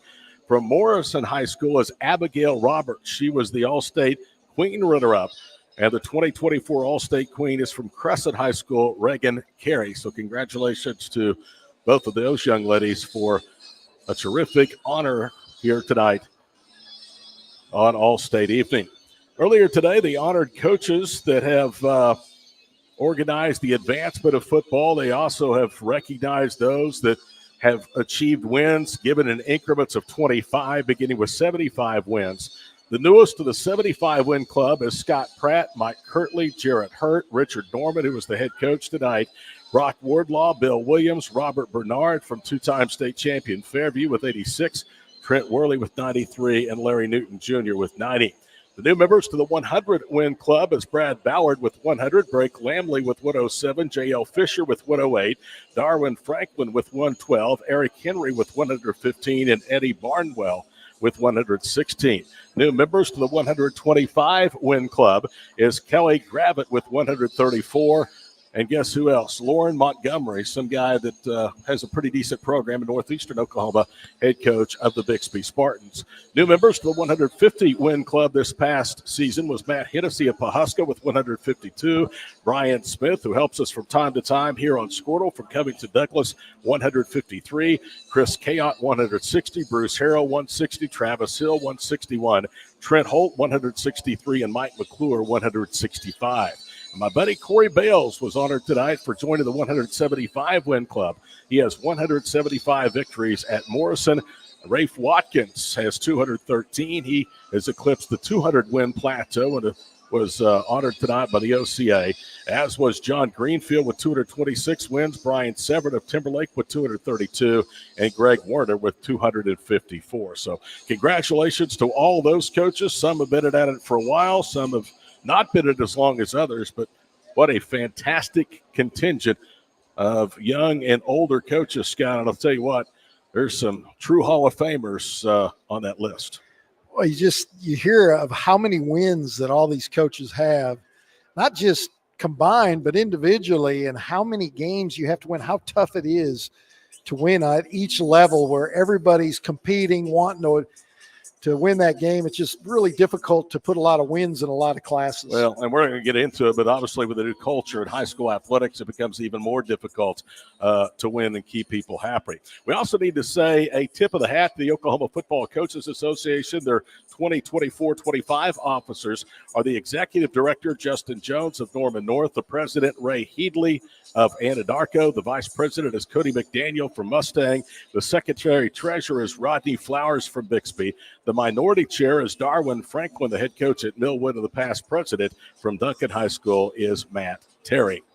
So those are some of the honors that were bestowed on coaches and student athletes tonight. Of course, the homecoming court again was announced with Reagan Carey of Crescent High School being named the 2024 All-State Queen here at Crane Family Stadium in the Herd Athletic Complex. We'll be back, have a look at the first half scoring, and get you ready for the second half kickoff. It's still about 5 minutes away at halftime. The East blanking the West 14-0 in the OCA All-State football game on Squirtle. East River Roustabout, centrally located in Oklahoma, provides construction services specifically tailored for oilfield projects. Our team consists of highly skilled, experienced professionals who offer a wide range of services in construction, maintenance, and operations, focusing on both upstream and midstream sectors. With a combined 44 years of experience in pipeline and roustabout services, our team leads have a proven track record of success for major energy companies. So call the team at East River Roustabout today, 405-849-5156. Is your school or booster club looking for ways to fundraise? Let Downtown Threads create a custom website to showcase all your school apparel. You pick the design and the garment, we do the rest. We will handle all the payments and cut you one check when the website is closed. Call today, 580-237-7060. Downtown Threads, proudly supporting all local high school athletes. The thing with car buying nowadays is just how many options there are when it comes to where to actually get a car. Dealerships, websites, auctions, private sellers, and so on. But knowing exactly where to get your car loan makes it all much less stressful. That's where Communication Federal can help. There's a reason we're known for auto loans around here. Lots of car options, lots of places to buy, but only one choice for an auto loan. Communication Federal Credit Union. Travel. My passion is teaching and traveling. In my mind, I was never going to walk right again. I just wasn't. One day in here, I had put my foot down and I took 2 steps. And then we took 2 more steps. And before we were through, we had walked 23 steps. And that was my first steps of freedom. This patient is saying thank you. First half scored as evident by the score on your screen. Not a whole lot, 14-0 the East on top of the West. They had a 2-yard touchdown run from their running back, Marco Smith. That capped a short 4-play drive after they had turned the football over. The East on an interception by the West, but instead of being called for down on forward progress, they kept the play alive, and he coughed it up at the 13-yard line, and again, Smith went in for the first score of the ball game. The second touchdown came with just over 4 minutes to play in the first half. A Milligan 45-yard touchdown pass over the middle to Whitfield.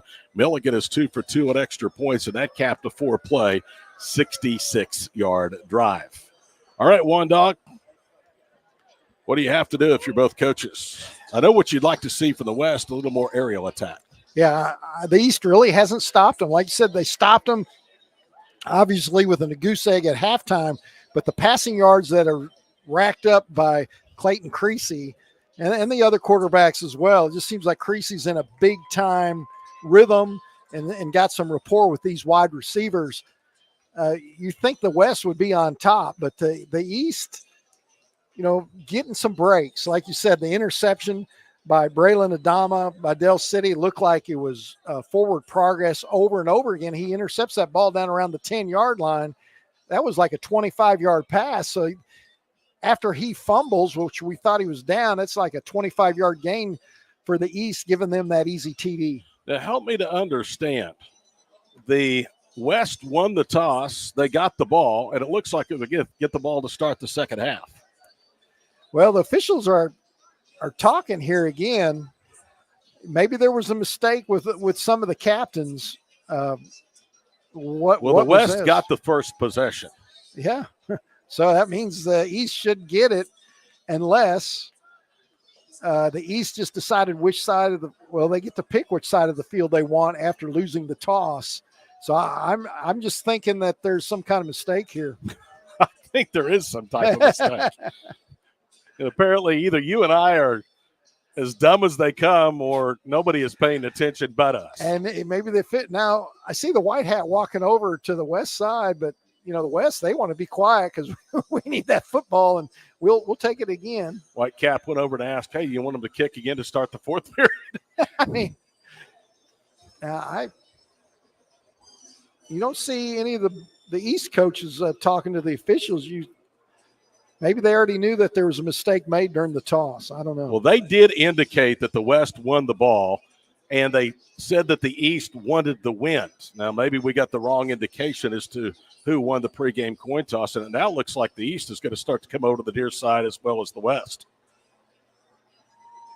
So if you're confused listening to us, well, we're relaying our thoughts. We're just as confused here in the booth. There has been some calls that have been very confusing in this contest. But, everybody earned their way here. Well, I know what it is. I know what the delay is the clock is still running, and it's still at 2 minutes. I don't know if they put some more time back up there because when both teams went off the field awaiting this kickoff, there was about 2 minutes left. So, well, the East kickoff team is still on the field. They didn't come all the way off. They're on the numbers, standing at the 40-yard line. So I guess East is going to give it to the West once again. But, maybe they need it. They're down 14. Somebody that really has been neutralized, Scott, in that first half is Kingston Tito. After he had a terrific start to this ball game of the first couple of series for the West. Yeah, Tito confused me. One time I called him the right cornerback early in the contest. It looked like he was the right corner playing the screen on the sideline when he's been lined up at left defensive end most of the time. Somehow he just got out there quickly. Like you said, he's all over the field, stop and run plays. But, I noticed that the run blocking is not quite as astute as the pass blocking in this contest. Well, the West has the kick return team out there. There's still 50 seconds on the clock before we start the third period. We played a tidy 2-penalty first half and just right at an hour. Maybe they're making up for it. Had more time on the clock.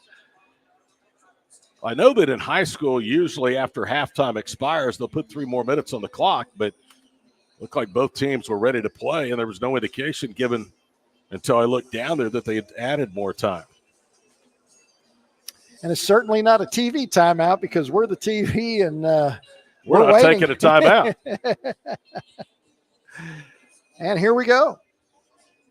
11 seconds.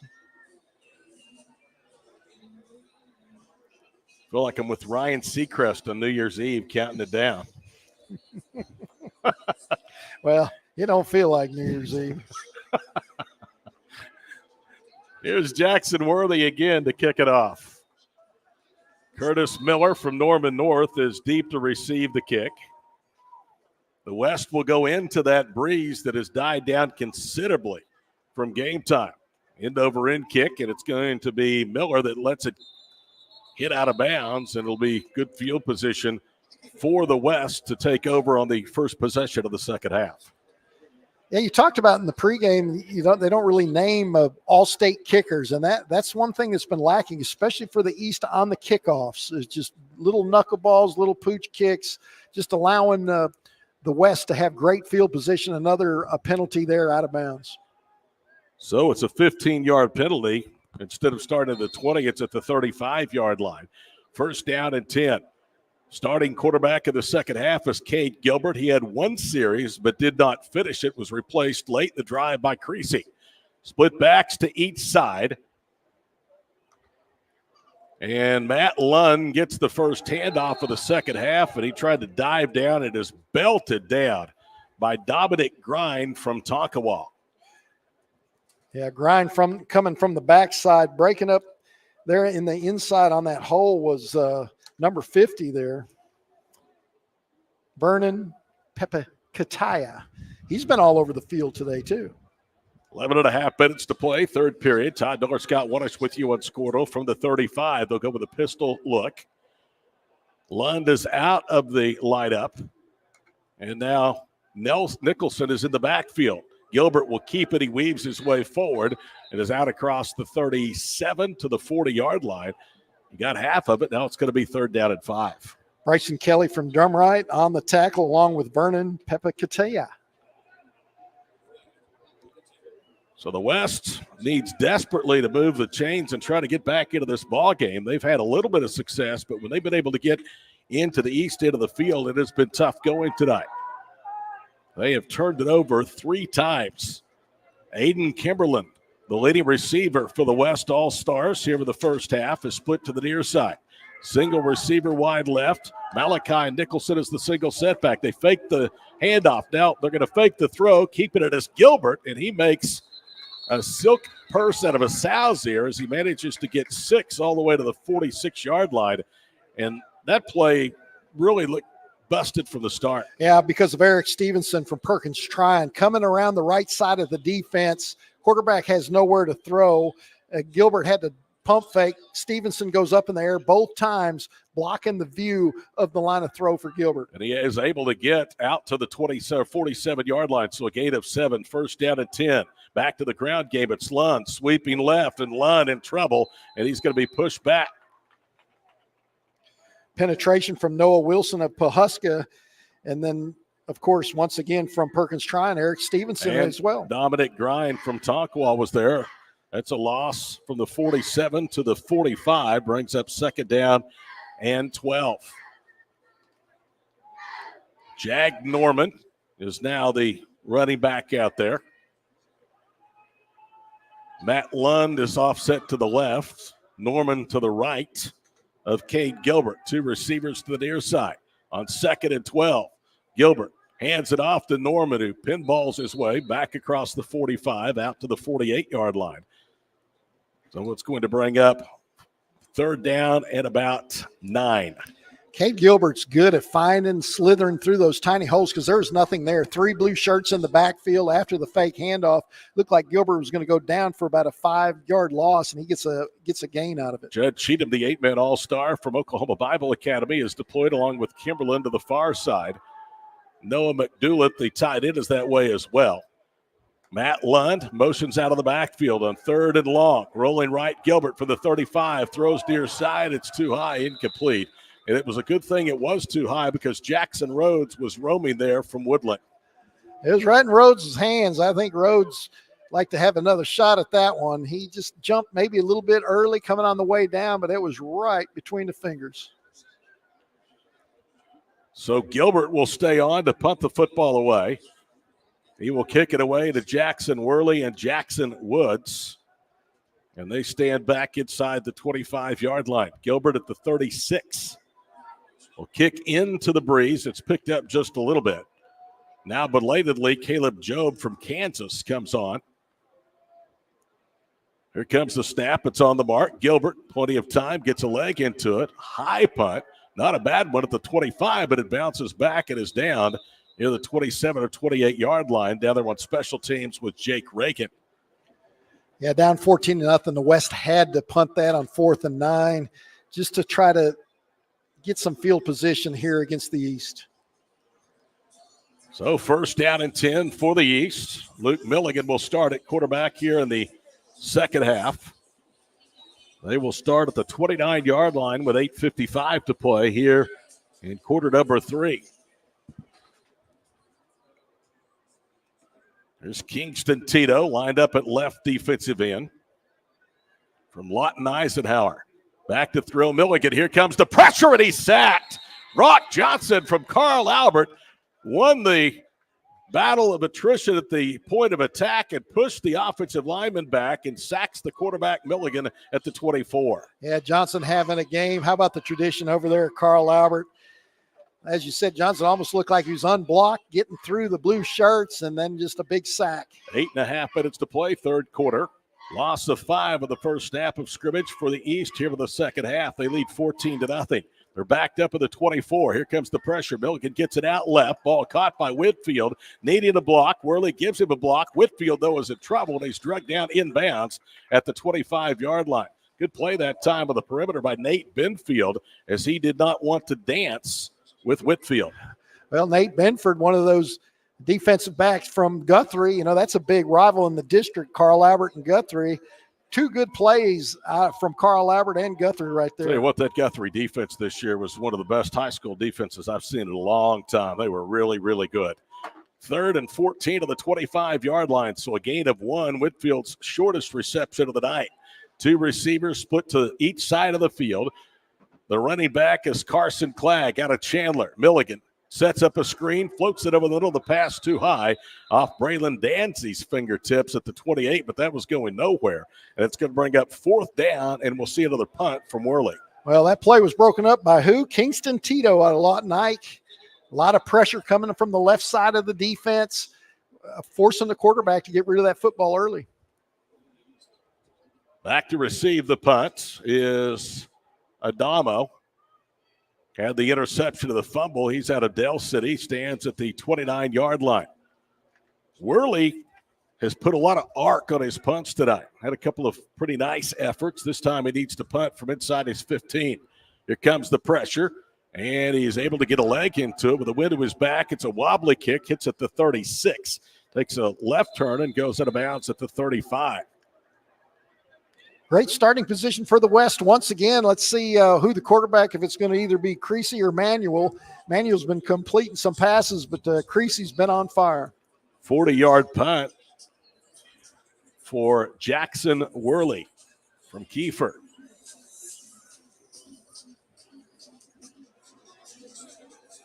Caden Manuel will start the second offensive drive of the night for the West. little 3-man quarterback rotation. You know, we haven't seen, Scott, any problem whatsoever on the snap to quarterback exchange. These guys don't work with each other. Man in motion to the far side. Manuel keeping it on his own read. Manuel gets out of 2 defenders, banks his way to the 40-45. Look at Caden Manuel go. Wow. He should have been stopped for no loss there. Manuel got some power there at quarterback, just keeping that truck moving. For it to the 43, picks up 8, and nobody in this booth is happier than our producer, Tyler Kerr. He himself was an 8-man all-star football player for his dad, David Kerr at Pond Creek Hunter. It is a badge of honor playing 8-man football. It's a fraternity. And there are a lot of people around the state cheering for Caden tonight. 2nd down and 2 to the 43. Split backs to each side. Matt Lund motions to the far side. The give straight ahead is Jack Norman, and he has a 1st down just beyond the 45-yard line. Jace Warren's been the center for the West out of Tuttle, doing a great job, as you mentioned. You know, no bad mishaps between center and quarterback, just straight shotgun for the West. Jace Warren, 260 pounds, competed at the 285-pound weight for the prolific Tuttle Tiger Wrestling program. He is headed for Evangel in Springfield next year. 1st and 10 for the 46-yard line. Lund motions to the near side. Manuel tosses it out left. Burris has the catch. Now gets to the quarter 50. A flag is down. Burris breaks another ankle tackle. Another flag is down. Burris is still going as he's finally knocked down inside the 45-yard line. It's a 1st down for the time being, but I think the penalty is going to go against the West. Boy, outstanding footwork by Isaiah Burris. Out there catching that out in the left flat, there was no place to go. He catches maybe 2 yards past the line of scrimmage. Of course, nice pass by Manuel just to get the ball past the forearm of Eric Stevenson, who came off that right side. And the penalty is indeed against the West. It was thrown after the initial move was made. It is a hold against the West. So instead of having a 1st down inside the 45 of the East, they're back at their own 43-yard line. And time's becoming a factor for the West. Only just over 6 minutes to play here in the 3rd period, down 14. Low snap, Manuel hands it. Now he's going to have to run. He options left to Nicholson to the perimeter. Nicholson to midfield. Breaks another tackle, but he was out of bounds. And here comes a late flag, and there's going to be penalty yardage tacked on as Keith Ferguson from Elgin, headed for Southwestern, was knocked down late behind the play, and I think it's against Cade Henderson from Dewar. They're going to call offsetting holding penalties, so we'll replay the down. Goodness gracious, the West really having to work hard on this drive. And the East just not tackling like they were earlier in the first half. Give credit to the West, breaking some of these tackles.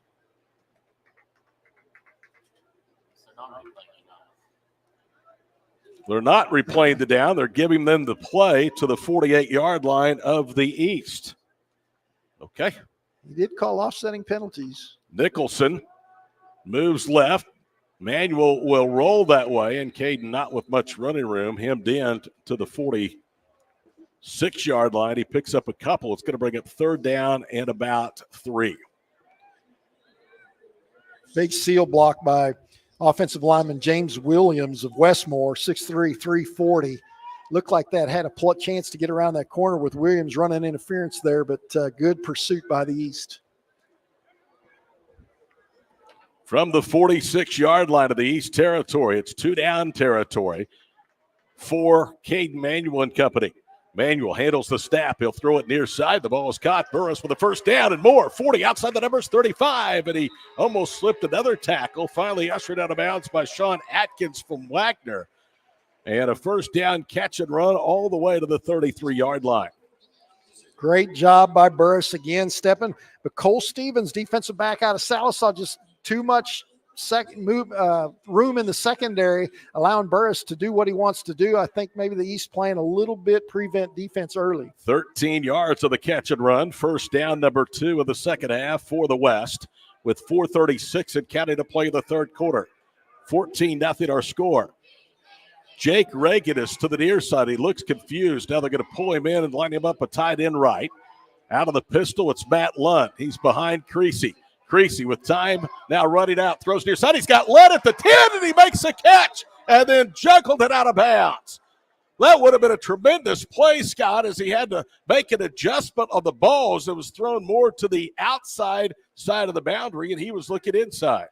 And nice pass by Creasy with Pepe Akita all over Creasy, draped over his back, and another nice little lob over the top. Nice catch up the right side. We're talking about Jace Warren. He had a viral moment after a duel this year, Tuttle and Elgin, when Jace Williams ushered Jace Warren out of bounds, and it led to a brawl between those two programs. Second down and 10 to the 33-yard line. Back to throw, Clayton Creasy. Running out of time. Fumbles the ball, and it is picked up by Creasy. A sack in the near fumble recovery. Dominic Grind. For Dominic Grind from Takawa, who's really playing well up front here in the second half. It was Grind who broke through the offensive line and punched that football out of Creasy's hands. And the offensive line, again, like I said, for the West is playing very well. I think Creasy had a lot of time, but Creasy has so much confidence in throwing. He waits till the last second, just like that previous play that was just called out of bounds. They just pushed the line right back in his face. 3rd and 18 of the 41-yard line in East Territory for the West with 3:20 to play here in the period. Back to throw is Creasy, looking left, ball overthrown, and it is intercepted again. And that's going to be Scrappy Glass with his second INT of the ball game. He comes down with it at the 13-yard line. And you know what? That's not terrible because it works about like a punt. And that really wasn't the way Clayton Creasy's been playing in this game. He's been throwing nice darts throughout. He just kind of threw that up for grabs, like you said, not a, hoping that his teammate from high school, Scott's going to go get it. But he had more time than he thought that time. Keith Ferguson out of Elgin really did a good job up on the offensive line to help his teammates, keeping the pass rushers out. Now is where you need a play from your defense, Scott, if you're rooting for the West. You have them buried inside their own 15-yard line of the 13. 3:13 to go in the third quarter. East lead to the West here with the OCA All-State game from Shawnee, 14-0. Braxton Etheridge, the former Zebra from Claremore, out there with quarterback. They start the motion. Stroon, now he lines up right. Inside handoff goes to Marco Smith from Sapulpa, and he's across the 15, falls forward to the 16-yard line. Tackled by Stone Fisher out of Crescent. Crescent had a really good year this past season, one of the top teams in Class A. 2nd and 7 of the 16-yard line. East moving from south to north. Defended by the West. We might as well get all the directions in. Braxton Etheridge walks up behind the line. Now he's calling out the play. 7 seconds to snap it. They start Stroon in motion. He lines up slot right. They fake the handoff, toss it out left. Tyler Willis with a catch, but he's hemmed in from behind, and down he goes back at the original line of scrimmage of the 13-yard line. Terrific pursuit to the football as getting there. Carver Rogers. Yep, was Carver Rogers out of Norman North. Rogers good. I've been talking about throughout the contest some of the defensive backs given too much cushion. Not Carver Rogers. Rogers, he read that play over there in the left flat, just came up quickly. 2:33 and counting to play here in the third quarter. 3rd down and 10 for the 13. So that play negates the 3-yard gain on Smith's run on first down. The East has had some success tonight on 3rd down and long. 2 receivers, both left and right. Etheridge to throw for the 5. Here comes the pressure. Runs up the middle. Now bounces out right. He's being pursued. Now reverses his fielding. He's in trouble, and down he goes. You know who made that play but didn't make the play was, I thought it was number 51. Was it 51 or 61? I think it was Stone Fisher. Stone Fisher, yeah. He forced him to turn back into the middle of the field. And Brogan Hardy from Piedmont got the sack. It's just that Fisher just doesn't have the foot speed to keep up with the quarterback. But like you said, he played the contain game to allow Hardy to come in for the sack. Lost back inside the 10-yard line. So it's going to bring up 4th down and 15. Line of scrimmage is at the 5-yard line. Worley will punt from his own end zone and kicks it away. And this will be caught at the 47-yard line. Adamo Able to get free of defenders. He's to the 40, to the 35, breaking tackles. Adamo to the 30, 25, still on his feet, to the 20-yard line. They're trying to twist him down with a jersey, and they finally get him down near the 11-yard line. Wow, great kickoff return there by Adamo. A 35-yard kickoff punt return down to the 11-yard line. And with 59 seconds to play here in the third quarter, all of a sudden it's a scoring opportunity late to cut it to a one-score game, perhaps going to the fourth. Yeah, Braylon Adama, you could kick him a little line drive. He caught it. He was up a little further than he wanted to be, had to go back a little bit, but what a great adjustment. Kingston Trio, who is listed as an athlete, plays on both sides of the football as a wing back to the near side. It's a quarterback keeper by Cade Gilbert, who's down to the 8-yard line. Give him 3. It's going to bring up 2nd down and 7. Both teams with their full complement of timeouts. The clock continuing to wind down with 43 seconds to play in the third. Tackled by Noah Wilson of Pawhuska. Just a straight quarterback run right there. Snap to Gilbert, just running a designed quarterback run. This is where a guy like Cade Gilbert could be so beneficial with his legs deep in the red zone. Matt Lund is in the pistol formation. Kimberline looked for him perhaps to the near side, is split this way. Hand off to Matt Lund. He's stacked up, keeps his legs moving. And Lund, I think, lost the yard back to the 10. With 9 seconds of the clock rolling to go here in the third quarter, it's going to bring up 3rd down and 9. And that may be it. It will be the final play of the third quarter. So 12 minutes to go in the 2024 Oklahoma Coaches Association All-State football game from OBU and Shawnee. Through 3, East leads it as they did at halftime, 14-0 here on Squirtle. The High Plains Insurance Agency takes pride in keeping up with many changes in the crop insurance industry and keeping their insurers informed of these changes. The goal is to help each farmer customize their crop insurance to meet their needs. Thanks for your continued business. And remember, call Amy, Carissa, or Danny at High Plains Insurance in Medford and Loyal at 580-395-2447 or toll free at 1-800-346-4056 for a quote today. For more than a century, you have made St. Mary's your healthcare choice. It might be our dedication, compassion, and skill, or the personalized patient experience. Perhaps it is our award-winning, high-quality care. Whatever your reason, you trust St. Mary's will offer advanced technology and comprehensive care close to home. Learn more about our services at stmarysregional.com. Todd Miller, Scott Wanish, the Squirtle crew with you as we have 12 minutes left in the summer of Squirtle. It all began back at Hamilton Fieldhouse on the UCO campus with the OBCA boys basketball all-state games. And we've rolled through baseball, we've rolled through volleyball, boys and girls basketball, and 12 minutes left to the all-state football game. So it's 3rd down and 9 at the 11. They gained 3 on 1st down, lost 2 on 2nd down.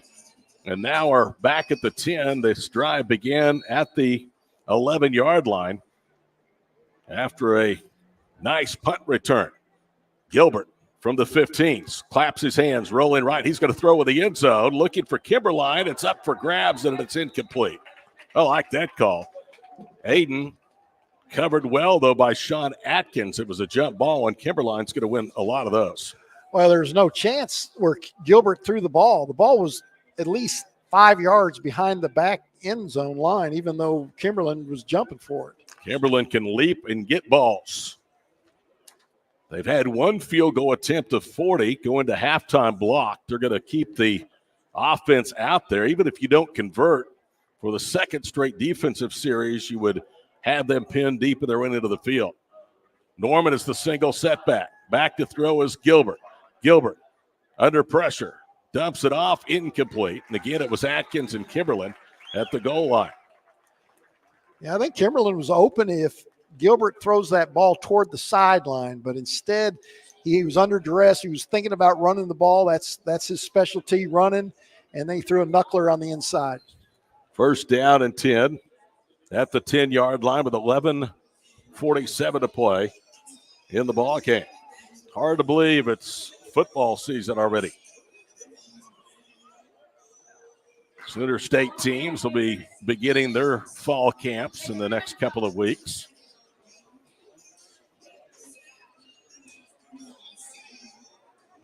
Milligan is the quarterback. Clegg is in the backfield with him.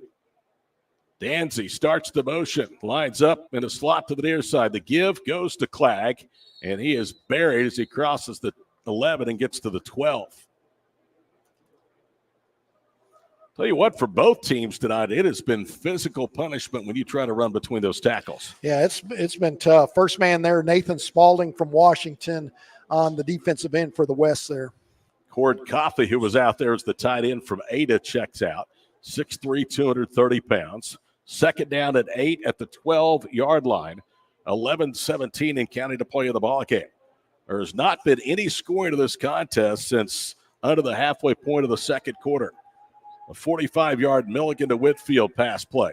Milligan looking near side. This time it's Danzy. Danzy dancing after the catch at the 17 to the 20 up to the 21-yard line. And he was hit in bounds. Ending the play that time was Brogan Hardy, the linebacker from Piedmont. Yeah, that play's been there all night long for Braylon Danzy and Milligan with a hookup. Danzy just runs down about 6 or 7 yards down the sideline, turns out and stops while the defense just keeps on retreating. 11:47 in the clock rolling, fourth quarter. Gain of 9. Refreshes the down marker at the 21-yard line. Michael Doctor, the Conqueror from Victory Christian, is wide left. Whitfield is that way as well.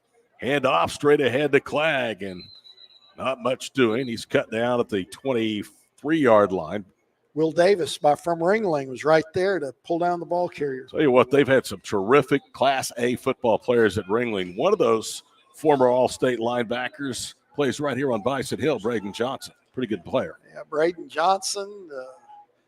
How about Scooter? He's a good player for the Bison. And then I'm interested to see Hayden Thornton transferring from OU come in. Second and 7 on the 23-yard line. 9:50 to play in the ball game. East will be more than willing to run that clock down. 3 receivers to the far side, single receiver to the near side. That is Dancy. They fake the handoff. Milligan pump fakes. He's in trouble, and down he goes. Will Davis got him. Right on cue, the Blue Devil from Ringling wraps up the quarterback Milligan and sacks him for a loss of 8. Yeah, big pump fake by Milligan. Sometimes the pass rusher will go for it and jump up. Davis, no, he kept his footing, went down, got Milligan around the waist and give him a whirl. Loss of 8, back to the 15, brings up third down and 16. The East is yet to convert a third down try here in the second half, but this will be their third try. The previous 2 were 3rd and 14 and 3rd and 10. This one is their longest by 2 yards, 3rd and 16. They need to get to the 31-yard line. We're under 9 minutes to play in the football game. Milligan, straight drop, back to the 7, feels the pressure, rolls right, throws near side, ball underthrown, and no indication yet it's an incompleted pass. He was looking for Matheson, the Cushing Tiger. Good blocking by the East offensive line. Again, Milligan had plenty of time to try to complete that throw. That's a big stop for the West. If they want any chance, they're going to have to score on this next possession with under 9 minutes to play. Braylon Udamo is deep to receive the punt. He had a terrific punt return the last time that we saw Worley out there, and Jackson's going to stand this time at his 5. Last time he punted from his own end zone. So field position being dominated by the West, but the East defense has shut him out. Rugby-style kick to the near side as he runs right, end-over-end kick. Takes a big bounce. It's going to roll inside the 40 and down near at the 37-yard line. You know, Braylon Adamo is being pretty smart there with the bounce, but with his speed and his breakaway capability, I'm thinking the West side really wanted Adamo to pick that ball up and just see what he could do again with it. Brady Matheson was down there on special teams to down it. It's an illegal shift, though, as there was a flag down. And that's going to negate the punt by Worley. And he's going to be punting now close to his 5-yard line.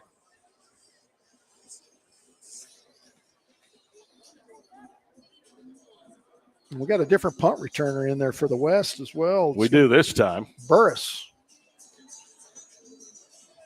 Isaiah Burris had some nice footwork on some little short passes that he broke earlier in the contest.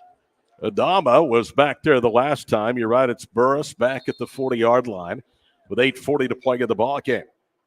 4th and 6 to make that 4th and 21 back at the 10-yard line. So Worley needs another bounce just like he got in the rollout.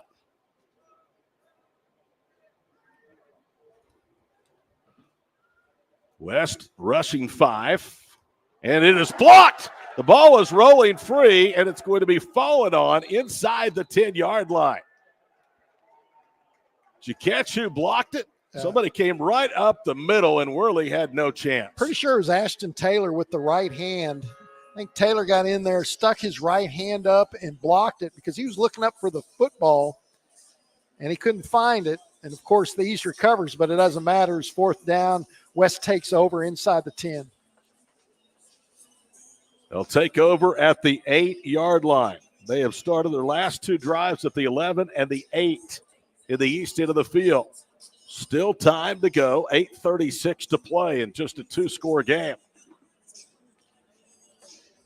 As they continue the 3-quarterback rotation, you would think maybe Manuel would be out there, but it looks like it's going to be Cade Gilbert again. Yeah, I think they're wanting to try to punch it in and maybe go with Clayton Creasy at the end for some passes. Single receiver to the near side, twins to the far side, including Aiden Kimberlin. Single setback, Gilbert to throw, and the ball's knocked down to the line of scrimmage, incomplete. 2nd down and 10 upcoming, and I believe it was Cade Henderson that may have gotten a hand on it. Yeah, Cade Gilbert just staring down the receivers there with the angle back toward the left side of the end zone, getting that ball batted down.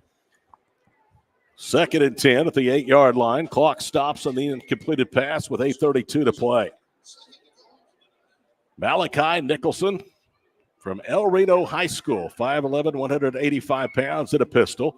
They call his number this time. He sweeps left, needs a block. Now is at the 5, banging his way inside the 5. And look at that, a touchdown run for Malachi Nicholson. And he did the last 5 yards all himself. Well, that was a great run. I thought that he was short. It looked like he got up and went, but at the last second, Nicholson gets the TD from the side judge in the left corner. And now a flag is thrown to the Whitecap. And it may have been, they threw it right at Eric Stevenson. Now they're going to pick it up and I believe wave it off. Oh, what a collision with Nicholson at the 2-yard line. And I was about to say, look at that run to set up a 1st down. Well, a nice stretch play to the left side. Nicholson gets a good handoff from Gilbert and just stretches that all the way to the sideline inside the pylon for the score. Big extra point here from Cade Gilbert. Low snap. Ball is down. Kick is in the air, and the extra point is no good. Well, that's where we've really seen the snaps really be disastrous on the extra point and field goal attempt for the West. Timeout, 8:24 to play in the ball game. It's the East 14, the West 6 from the OCA All-State football game powered by Squirtle.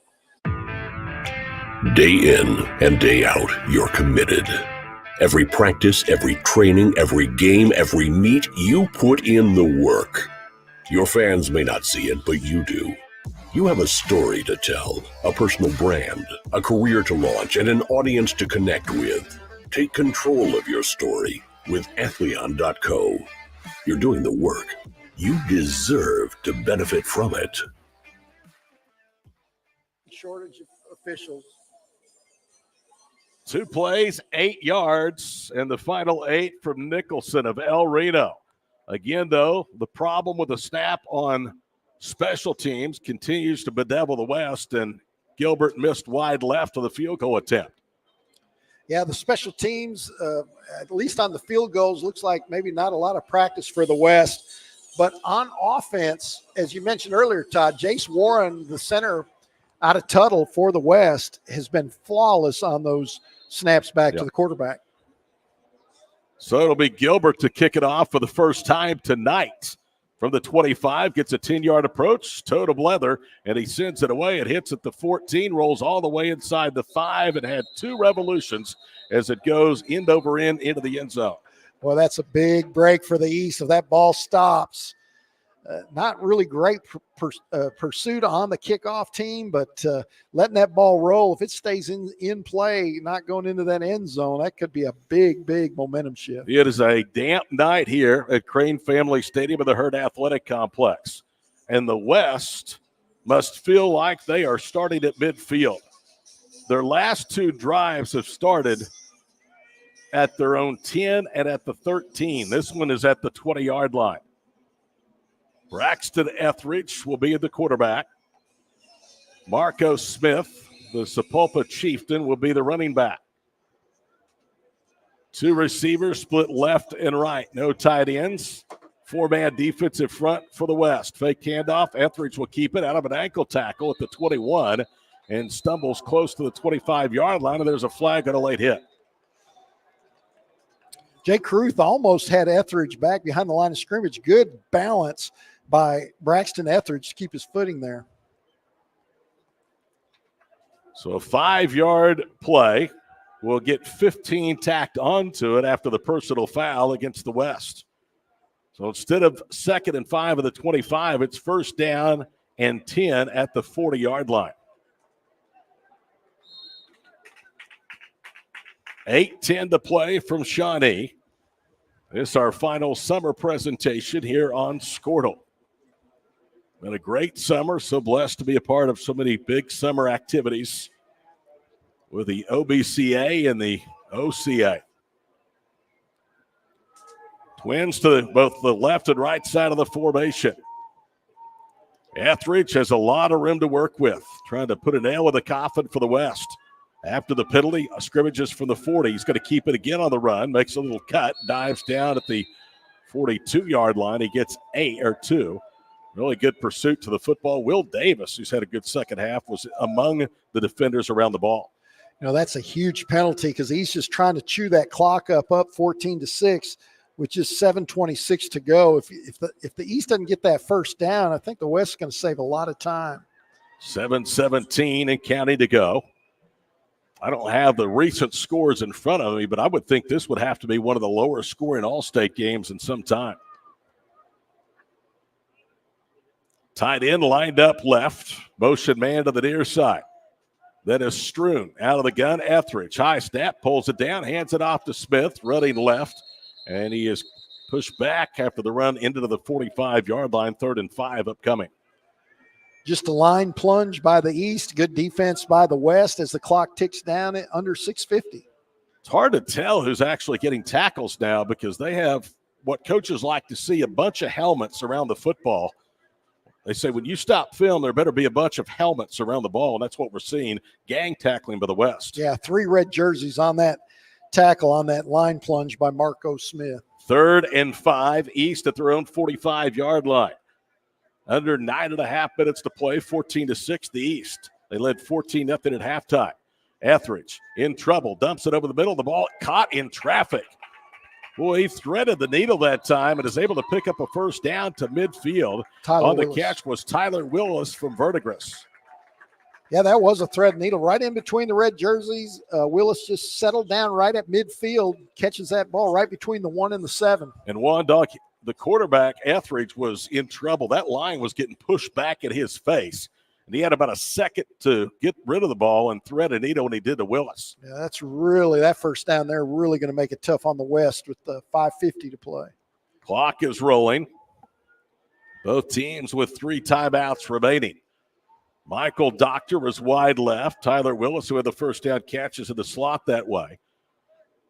Now Stroon lines up as a slot to the near side. Rolling left, Etheridge is in trouble. Big block that time, and the pass incomplete. Well, that was a terrific block by Marco Smith. If he doesn't make that block, it's probably a huge defensive play for the West as Spalding was breathing down the neck of Etheridge. And a timeout on the field with 5:29 to play. 14-6, East leading late in the All-State football game from Shawnee here on Squirtle. This is Game Time. Neptune Game Time creates a high-energy game day atmosphere that your players and fans will love. Every song in our database is 100% lyric safe, which means you can stop screening music for good. Game Time also provides custom messaging to help you promote your upcoming events, concessions, and event-specific announcements. And it gives you the opportunity to sell sponsorships on your station that will generate revenue for your athletic department. Amp up your game day with Game Time. For over a century, Sooner Plains Ag has been at the heart of our communities. Sooner Plains Ag is proud to support all area students and athletes from their hometowns and yours. Sooner Plains Ag is ready to service your grain, fertilizer, and farm supply needs. You can also fill up at one of their 2 convenience stores in Fairview and Mino. Sooner Plains Ag is honored to serve their member owners in their 4-county area for more than 100 years. Sooner Plains Ag, farmers helping farmers. It's that simple.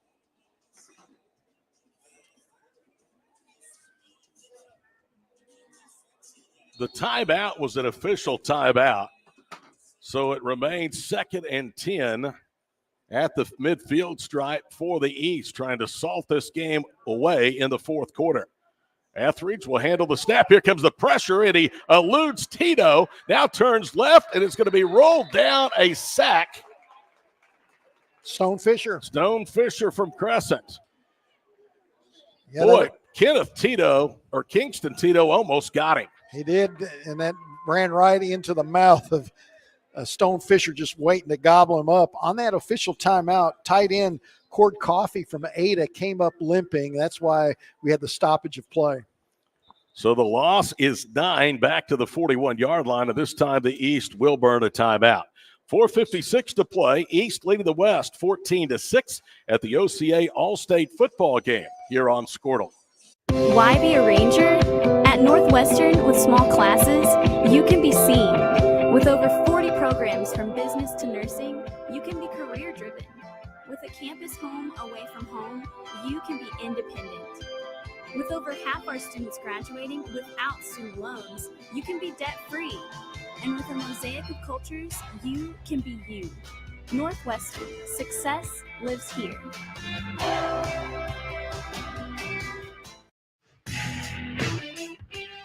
It's not just a metal building. It's Indico Metals.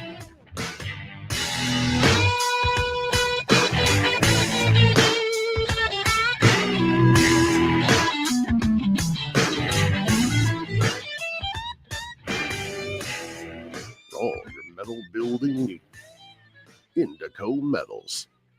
Dr. Matt Dieselhorst at Dieselhorst Sports and Orthopedics can help you get game day ready. Dr. Dieselhorst works with athletes of all ages, taking a coordinated approach to accelerate return to play and maximize athletic performance. His work with pros in sports training, injury prevention. 3rd down and 19 as we welcome you back to Crane Family Stadium at the Hurt Athletic Complex from the 41-yard line for the East. High snap. Now they'll hand it off to Smith with a little bit of running room. He's across the 45 and banged down at the 47-yard line, taking what they can get, which is 6, and it's 4th down. Nice heads-up play by Marco Smith. 2 red shirts overrun the play. Smith recognizes that ongoing misdirection to the left side and cuts upfield underneath those 2 pursuing jerseys. So the big play, the drive, Kingston Tito's pressure with a stack by Stone Fisher is going to force the East to give it up. They're going to work the clock as long as they can with 4:15 to play. The play clock is down to 10. Now, belatedly, Brock Stroon from Sallisaw runs onto the field. 5-man rush, and they've almost got to him again. They've already got one today. End-over-end kick hits at the 21 of the 20. It is scooped up, a dangerous play. Adama is going to be tackled near the 20-yard line. That was not a heavy risk-reward play. Where he picked it up in traffic is right where he was planted. Well, Braylon Adama, on his big-time return that went 30-plus yards, I think he thought he was underestimating the punter. He had to run back and catch it, but still with the great return. So he's playing like more deep, not letting the ball go over his head. But he hesitated when that ball bounced 6 yards in front of him. With his speed, if he comes up and catches it on one bounce, immediately, I think he gets a good return. But like you said, it was a last-second dodge effort. And it's -1 of the return from the 20 to the 19 officially is where it ends. So the West takes over down a touchdown and a 2-point conversion with 3:59 to play. And Cade Gilbert is out for his third consecutive series. Gilbert's going to throw out the near flat. The ball is caught by Isaiah Burris, and that's going nowhere. Well, Will be dropped for a loss back to the 17. Fisher Marr, nice play by Marr, coming up, reading that the whole way, seeing that play develop out in the left flat, comes up with a tackle for a 2-yard loss. It's second down and 12. 3.5 minutes to play in the ball game. Working with Mark on the camera tonight for the first time. He and Tyler have done a bang-up job here in the production tonight from Shawnee.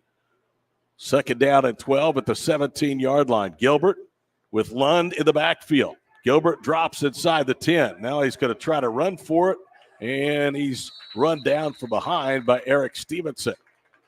Manages to get 3 to the 20. It's going to bring up third down and 9. Yeah, the East not taking any chances, playing back. Gilbert looking deep. Stevenson won't get credit for a sack there because it was a 3-yard gain, but at the same time, the pass rush is playing prevent as well. I can tell you this, the East will take that play all night long, a 3-yard run right up the middle. And the clock is down under 3 minutes, 2:42 to be exact, 14-6 our score. Yeah, this pass has got to go upfield right here. Nicholson in the pistol formation, 2 receivers right, 1 left. Gilbert, a low snap, handles it cleanly. He's going to throw it deep right, and it's going to be intercepted on the 45-yard line. That's Cole Stevens, I believe. No, that's Worley, who ducks under defender. Now he's got some running room, 40 to the 35. Jackson cuts right, and down he goes at the 31-yard line. Well, he was looking for Isaiah Burris, but Worley looked like a center fielder just roaming back, and the ball was thrown directly to him. And I don't want to put that all on Gilbert. It was a little bit underthrown, but Isaiah Burris did not know where that football was. So that allowed for the interception. So Burris could not become a defensive back to help break that up. Made it for an easy interception for Worley, and that should wrap it up for the East. The 31-yard line of the West with 2:12 to play. The West can stop it 3 times, but the question is, will they elect to do so? Some of the fans, and it was a near full house tonight here at Crane Family Stadium in the Hurt Athletic Complex, starting to head for the exits. Milligan is the quarterback. He'll keep it, and down he goes. Boy, he was planted. Holy cow, what a play that time by Ashton Taylor. He stood Milligan up and planted him right on his back at the 37-yard line of the West. Will take a timeout. You had 3 backs going misdirection. I think one was receiver, and fake handoffs by Milligan. Somebody was supposed to take that handoff, and when that didn't happen, it just left Milligan as a dying duck out there. 2:03 to play. They had a timeout of the field. 14-6 our score. And you look at the score, Scott, and you would think that hasn't been an entertaining football game, but that's really not the case at all. Yeah, good offense, especially, Clayton Creasy, I've been really impressed with his passing tonight. Good pass blocking on both offensive lines tonight. The run blocking, so-so. But then at the same time, you got to give it up to the defensive lines and the linebackers coming up to play the run. So it has been an entertaining game. And like you said, 14-6, maybe one of the lower scoring games. It's been a physical football game, I can tell you that for sure.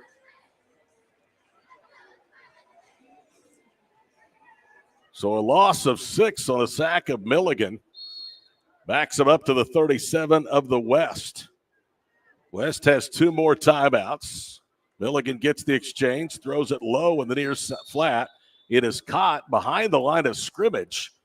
That is Brady Matheson. He should have. I thought that ball hit the ground. I thought it did too. And stopped the clock, but nonetheless, they're going to keep this clock running. Third down and 21. And the East is taking a timeout. Interesting. 1:38 to play. We'll step aside for these messages on Squirtle. When your business is agriculture, You want a bank behind you that doesn't cut and run at the first sign that there will be some tough times ahead. There are good years and there are always bad years. At Farm Credit of Western Oklahoma, we're here for them all. Agriculture, it's the backbone of our local community. We believe in it. We invest in it. We're here for the long haul. If you're in agriculture, it's time to let Farm Credit of Western Oklahoma make your best even better. Contact a loan officer today. Farm Credit of Western Oklahoma, the area's leading lender in agriculture. Are you out of high school and looking for a career? At Tulsa Tech, you can explore exciting opportunities in IT, aviation, automotive, manufacturing, visual arts, and more. And Tulsa Tech offers a tuition-free scholarship for adults 18 to 23 years old. That's what I said, free. Third down and 21 for the East at the West 42-yard line. Luke Milligan pump fakes. He throws it off of his back foot. It's up for grabs, knocked away on the far side boundary. What a good play by Curtis Miller out there at quarter from Norman North. You know, it was kind of a Hail Mary, just one-on-one. Milligan throws it up. I guess that was the timeout. That's the play that was called by Richard Norman. But, no, Richard Norman's on the West. Excuse me, head coach. Kenneth Thornton. But going to have a coffin corner punt here, and it doesn't look like the West is going to have anybody back. Nope. And the way Worley's able to get air underneath that punt, he has a chance to really pit him back deep. Okay, here goes the kick returner going back. Is that Adama or Burris? It's Burris. Yep. Here comes the pressure, and he kind of shanked it to the near side. A wobbly punt's going to go out of bounds inside the 30-yard line. See where they put it down at the 29-yard line. Looks like they put it at the 30. I think they gave the West 3 yards of field position. Well, it's interesting who's going to come out for quarterback. If Creasy comes out, he's got an arm and he can throw it. This game isn't over. 14-6, East on top, 125 to play in the contest. But we hadn't seen Clayton Creasy out of Jones in quite some time. Some of those long passes to his teammate Scott and the receiver out of Alva, Kimberlin. They could be some big plays here for the West. You're going to see, it looks like Gilbert. Cade Gilbert's gone all the way at quarterback for the West here in the second half, or the fourth quarter, excuse me. From the 30-yard line, 1st and 10, one timeout remaining for the West. Low snap, digs it out, throws it out left. Ball is caught. That's Braden Scott. And boom, he is buried. The near side boundary. And then coming up, Burris has some words for the defender. It'll be a 9-yard gain to the 39. That was actually a hook and lateral. That was a screen out to Braylon Scott. You're right, and then Burris. Philip to Malachi Nicholson catches it and then gets 9 yards. Okay, it was Nicholson and not Burris. Thank you. Second down at a yard of the 39. Split backs with Gilbert at quarterback. He got out of bounds, so the clock stops. That's a free timeout with 1:19 to play. Now Nicholson is going to go in motion. They set a pass up in the flat for him. He's looking deep. Nicholson throwing for Kimberlin in traffic, and the ball hit him in the hands, and he dropped it. That would have been a terrific reception by Aiden Kimberlin. That was a great play, nonetheless, by Kimberlin, because that ball is severely underthrown by the receiver on the double pass. He's against 2 defenders. That ball needs to be intercepted, but what does Kimberlin do? He splits the defenders, comes back to the football, gets his hands on it, so there's no chance for an interception. Yep, he almost made the catch, despite the fact, you're right, he had to turn into the defender on that play. Third down at a yard. I love the call, though, on second at a yard. That's essentially a free play. Yeah, you're playing to win the game. You're having hook and laterals. You got a double pass. I expect Gilbert to throw it deep himself. 70 seconds to play. Clock stops. Nicholson goes in motion. They swing it out the right flat. He has the first down. Breaks a tackle, 45. Stays on his feet to the 46. And then he is swallowed under. They will stop briefly the clock for the movement of chains. Vervin Pepia Kita on the tackle. Trying to get the ball in Nicholson's hands a couple times. Nicholson, of course, with the touchdown run on the stretch play left. The only score for the West. West better hurry. The clock is now rolling. They're at the 46-yard line. They need a touchdown and a 2-point conversion. They have one timeout remaining. 40 seconds to play. Split backs to each side of Cade Gilbert. Gilbert Throws out right. Ball is caught. That's Aiden Kimberlin. He has a first down as he submarines down to the 43-yard line. Boy, I love this kid. Well, that's a great job by Kimberlin to get that first down. He just sits in the pocket. I thought that was going to be another hook and lateral. It looked like he was looking for somebody to pitch the ball to. Nobody there. He just stops, lets the defenders go by, gets the first down. First and 10 to the 43-yard line. Clock rolling with 30 seconds to play. Gilbert to throw again, looking for Aiden right side, and it's tipped away incomplete. And they are double covering the wide receiver, Aiden Kimberlin. Kimberlin getting deep, of course, like you said, that double team, and then underthrown by Gilbert. Once again, Kimberlin's got to be the defender. Aiden was a big reason the Goldbugs shocked the Class 2A football world this past season and marched all the way to the quarterfinals. That included a stunning first-round win on the road at Chandler. Just 14 seconds left in this contest. 14-6, East holding on. Stunning for everybody but the folks from Northwest Oklahoma. Second and 10 to the 43-yard line. Three receivers. Kimberlin is lined up to the far side of the field. Two to the near side. From the 43, Gilbert drops, throws left. Ball caught at the 36. Better get down. He's short of the first down as he's tackled to the 37-yard line. That's Isaiah Burris again, and they will have to spend their final timeout with 5 seconds to play.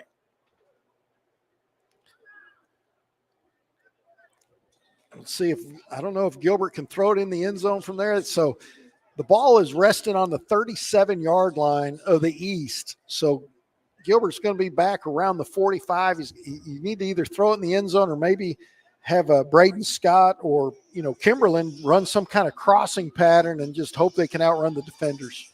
Third down and 4. It's really somewhat academic as far as the conversion is concerned. They need a touchdown or a defensive penalty. Similar situation we saw at the end of the first half. 14-6. The East in the second half has been shut out.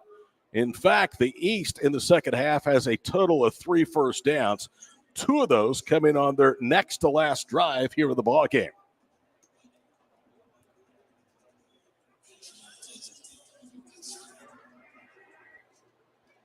Well, I think the West is talking over some kind of trick play. Maybe another one of those hook and laterals. Looks like they did one on first down, and I thought that Kimberlin was looking for someone to pitch to after that. East in a prevent defense. West does not have a timeout.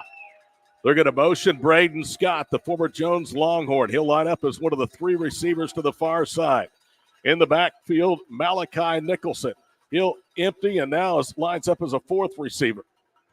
Gilbert waits for him to get set. Snaps the football with 12 of the play clock. Here could be the final play of the ball game. He throws it up across the way. The ball tipped, volleyed, and incomplete. And with 1 second of the clock, there is time for one more play. Well, pretty good defensive play there by Jackson Worley, getting up, getting both hands on the football to deflect that away where nobody could catch it. We have not seen much of Manuel or Creasy here in the second half. We didn't see a whole lot of Gilbert in the first half, just the way the rotations shook out. So it's 4th and 7 of the 37, and we're going to get a timeout of the field. The West, I thought, did not have a timeout. The scoreboard is showing they had one, so they will take it. Why not? Don't need it in your pocket to go home. And same scenario, touchdown or defensive foul, the only hope that the West has right now. Well, the East is just saying nobody behind you, everybody in front of you, and we'll just gang tackle. And the West, you're looking for Gilbert, but he hadn't really proven to throw it that far into the end zone, so he's going to have to throw at least 37 yards. You're on the 37-yard line. It'd be a 45-yard throw. But that's why I think you do some kind of cross or something, Todd, like Scott and Kimberlin, either crossing, mixing up the defense, and just hope their speed can carry the ball into the end zone. Yeah, because there's no way to get out of bounds in time. 1 second left of the clock. In fact, it may be actually more like a 1/10 of a second if you want to know the truth. And don't forget Isaiah Burris out of Fairview as well. Burris with great speed. What a program Fairview has, going for a 3-peat.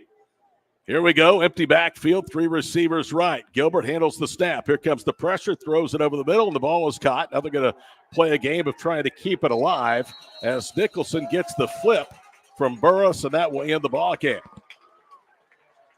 Well, good game going to the wire, 14-6 East on top of the West, All-State football. All right, we'll be back, give you the scoring, and say goodnight from Shawnee after this final break for the OCA All-State football game here on Squirtle.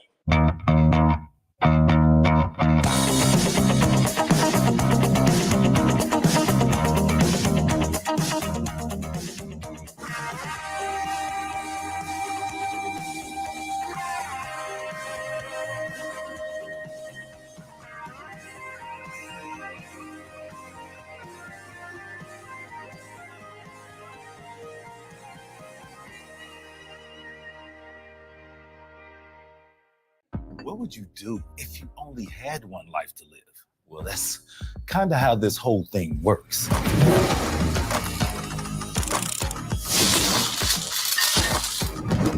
So bite off more than you can chew. Don't wait for someone else's green light. Go after what they say you can't.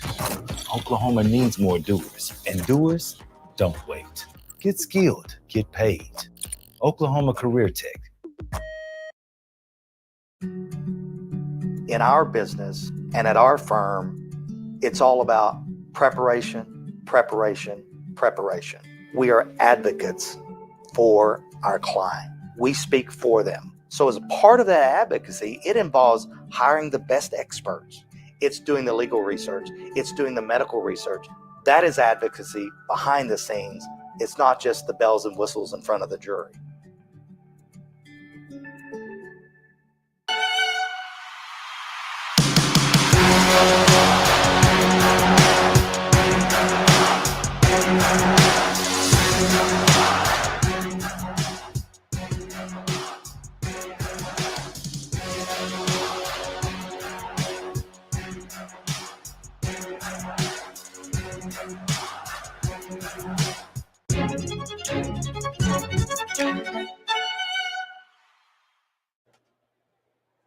Welcome back here for a final time from Crane Family Stadium at the Herd Athletic Complex. Once more, Oklahoma Baptist University in the city of Shawnee being great host to the OCA All-State football game, making yet another stop here in Pottawatomie County, and it's another East win over the West, 14-6, a game in which they did very little offensively. The East of the second half, 3 first downs, no points after leading 14-0. Their scores: a Smith 2-yard run and a Milligan 45-yard touchdown pass made it 14-0 at halftime. Nicholson with an 8-yard touchdown run, the only score in the second half. That came with just under 8.5 minutes to play. The extra point was missed by Cade Gilbert, and that's the way we finish up tonight, 14-6. And you know what, Scott? They were warriors out there. They tried to take each other's heads off in a clean, fair manner.